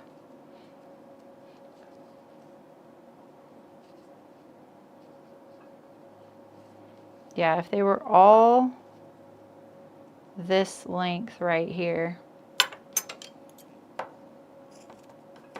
There we go. We'll cut this off. the straps are really long, it's not going to be a big deal. All right, so do we still have, this is still inside the seam, but we're going to put the seam lower. And I'm going to turn the corners. Maybe I'm going to turn the corners. A little nervous. I don't like chopping off my seam without making sure that I didn't reinforce the stitches that were cut. Okay, so this one's back on track. So now we're on track with this one too. You just gotta, you know, check on the fly. Better to know now than later, and you're like, this strap feels a little longer in the front. Like it might do this kind of thing, you know? You don't want that. And that was just a cutting thing.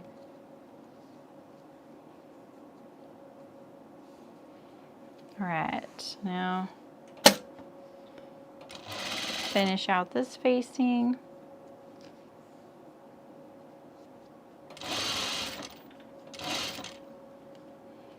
Let's just go all the way up. And then when we pivot, we push our strap against the seam there. And really push up against it. And then here is where our needle will land, right there. And now we'll go down the armhole. And we're going to push that strap in there. I should have made my straps narrower since I used the full width of fabric. I don't think I would have had a folder. That would have worked though. Ah, nice, Sylvia. Welcome to the guild. I hope you like it in there. There's a lot of stuff in there, a lot of people. It's very chill though, thankfully. Wouldn't have it any other way.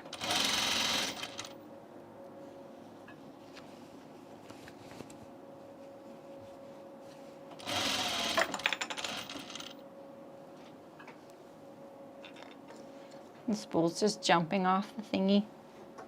You ever have the thread get caught on the spool? I had that happening the other night while I was sewing at home, and I couldn't figure out why it wasn't sewing. I was getting really nervous, and it was because it was caught on the spool. Night, Mullen. Sleep well. All right. Let's see here. Let's trim this. Cut or clip our armholes.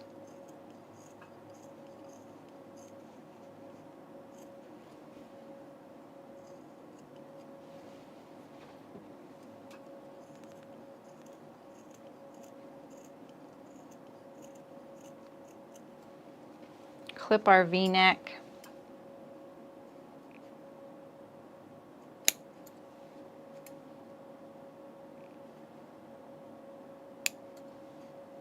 Sometimes if I can't get right up there, I will throw my seam ripper across the room. I will take the seam ripper right here and I put the back of it at the facing the point, right? So back of facing the point, and I go down and then I go toward me. You know when your like scissors make you a little nervous going toward your V?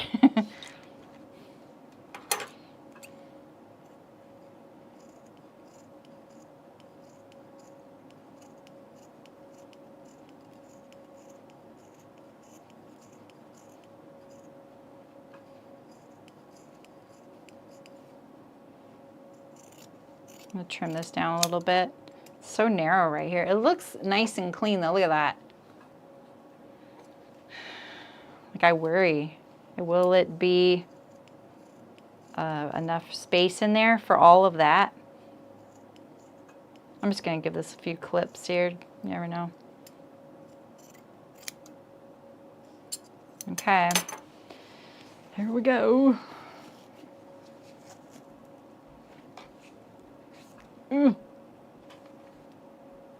Oh my gosh.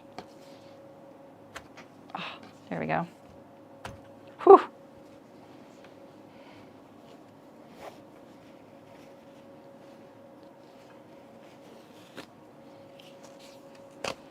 Okay, there we go. Whew, that one was easier.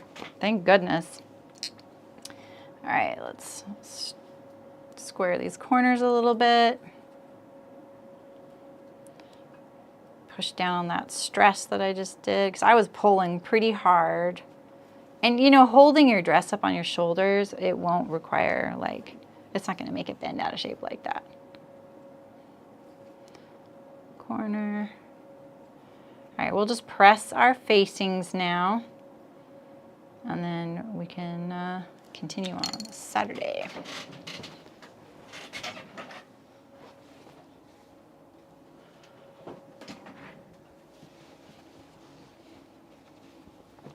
All right.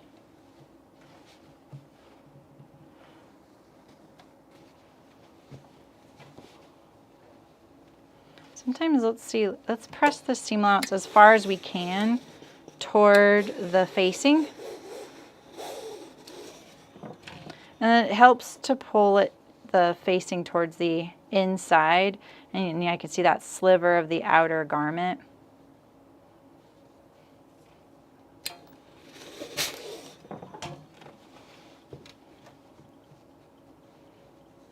Let's press this one too.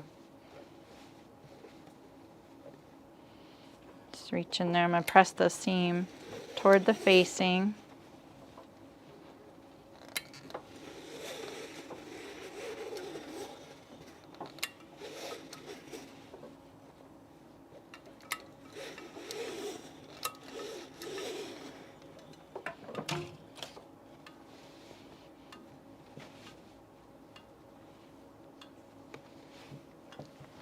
All right, we can get this nice and flat.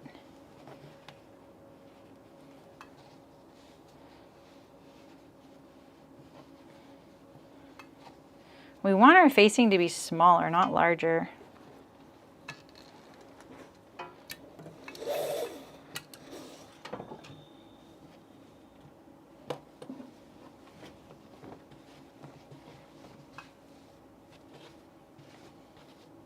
This color is really pretty.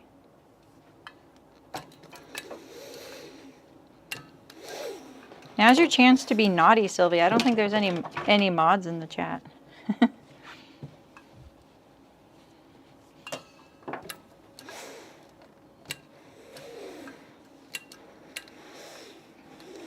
Okay. Let's press our strap.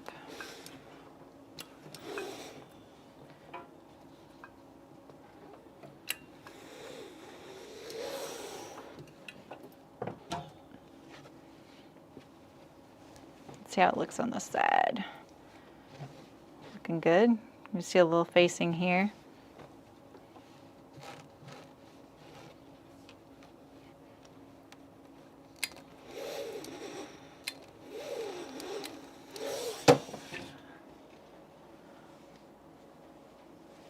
Oh, nice, Sylvia. I can't wait to see it. Already making posts, see?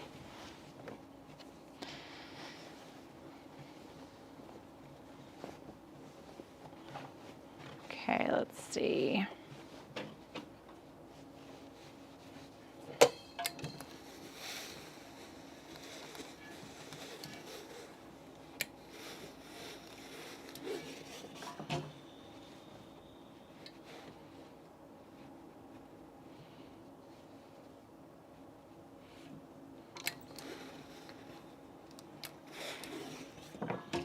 There we go. I did both these sides at the same time.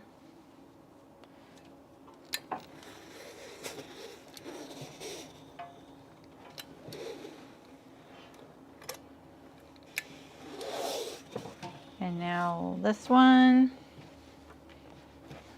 Ties everywhere.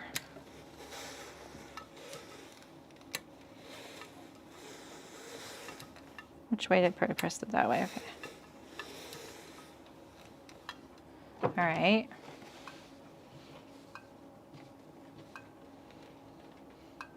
Wonder if you could do something kind of cool with the ties, you know, like tie them in a different configuration. Maybe the bodice is a little too high up for that.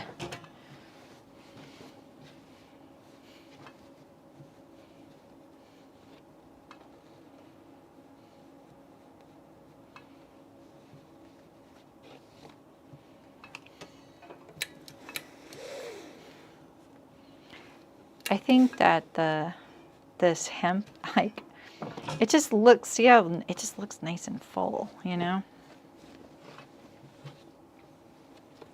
I like the way it looks.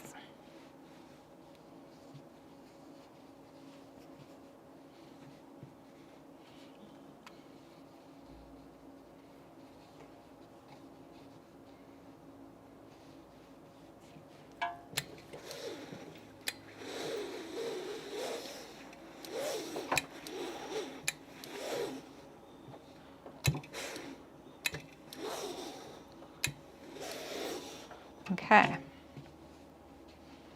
Okay. I can kind of put these on the dress form now, sort of. Not really, but you know.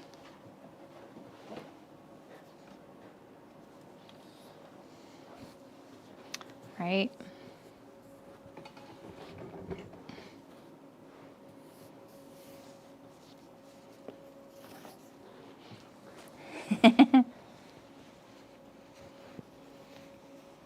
This way she can kind of sit for a couple days like this.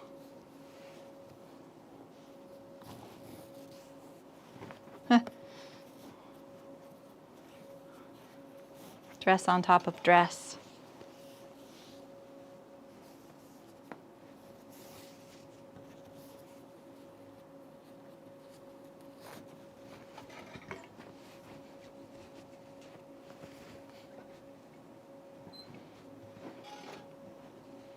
I think it'll be cute.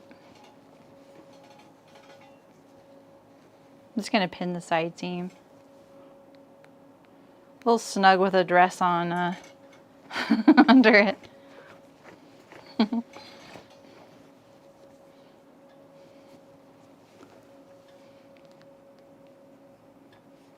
We'll just throw it on quickly. Something's up with that front facing. It's acting really funny on one side.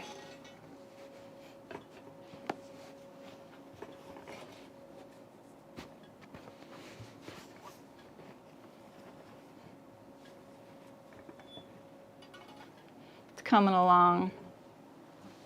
Yep. That's what I was wondering, if I could do something fun with the straps like that. I'm wondering if you could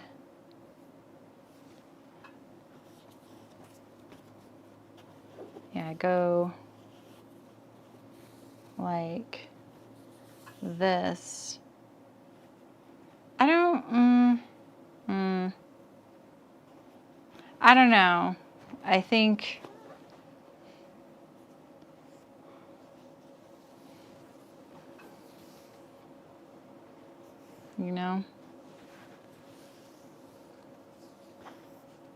there's the front straps.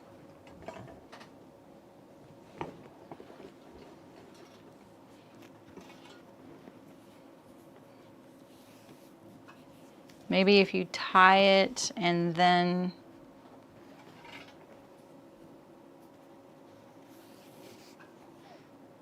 you could tie it just in a knot.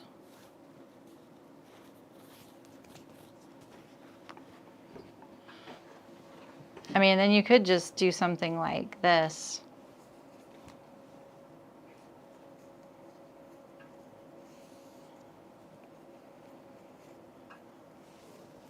And let it just hang down the back like that, you know?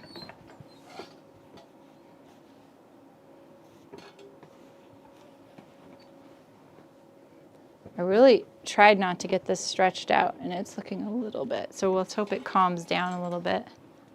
And maybe when I pull the dress off underneath. The bust is looking good. Yeah, summer vibes. I think you could have fun with all the ties though. You could just let that knot hang in the back like that.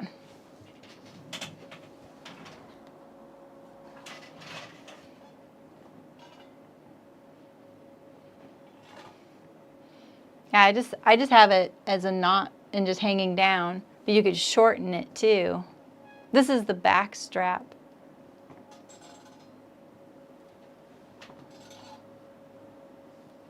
Your arm would hold it, right? She's armless.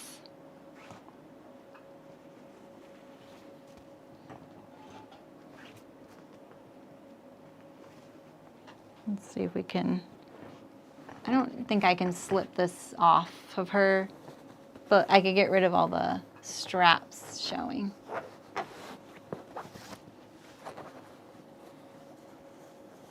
You know, kind of calm it down a little bit.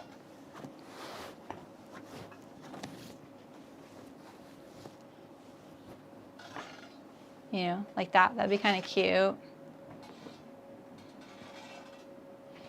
I don't know if you'd want to do a bow here. I mean, I guess you could try. Have you seen their other pattern? The one I was showing yesterday, the I don't know about that. What was it called? Pattern Fantastique, Harmonique, the Harmonique dress. And she does have a tie here in the big circle.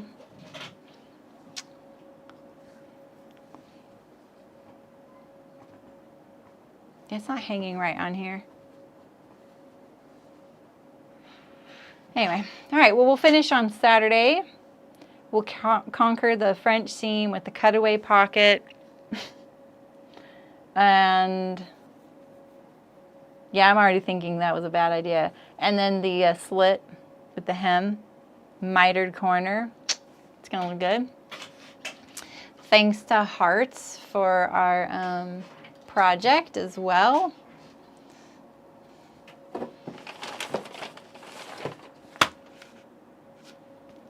And I'll see you guys Saturday. No, bows on the sides, not on front. Well, where's, like, so if you put the, yeah, I think this looks really bad. I like this. I think that's kind of cool. But I would probably, maybe you could do, I don't know. You have 4 straps. It's supposed to have bows.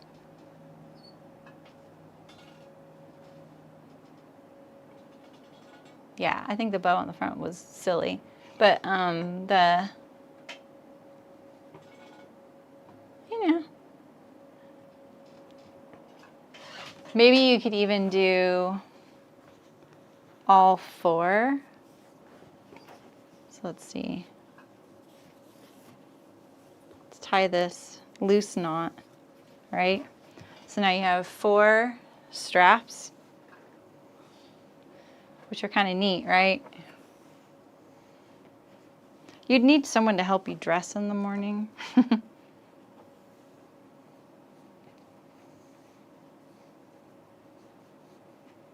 It'd be cool if they just sat like that. Wouldn't that be cool? You know? So, no bows on the side. On every strap. On every strap what?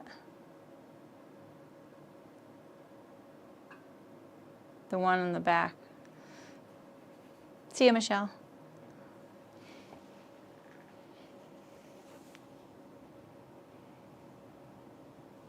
We could just weave something here.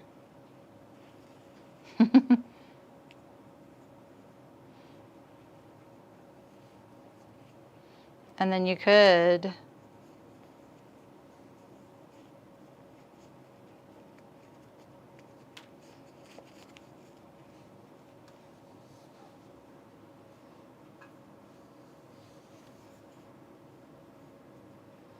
just knot them, maybe.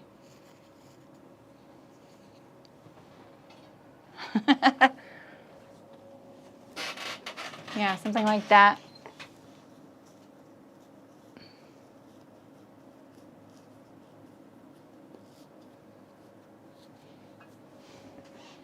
That's kind of cute.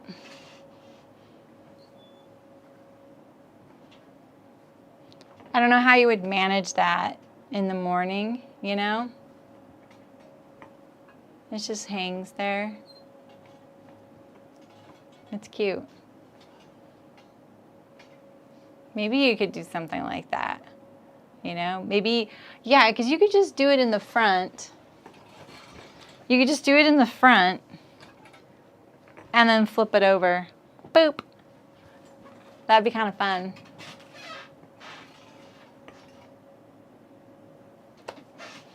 I like it better in bows.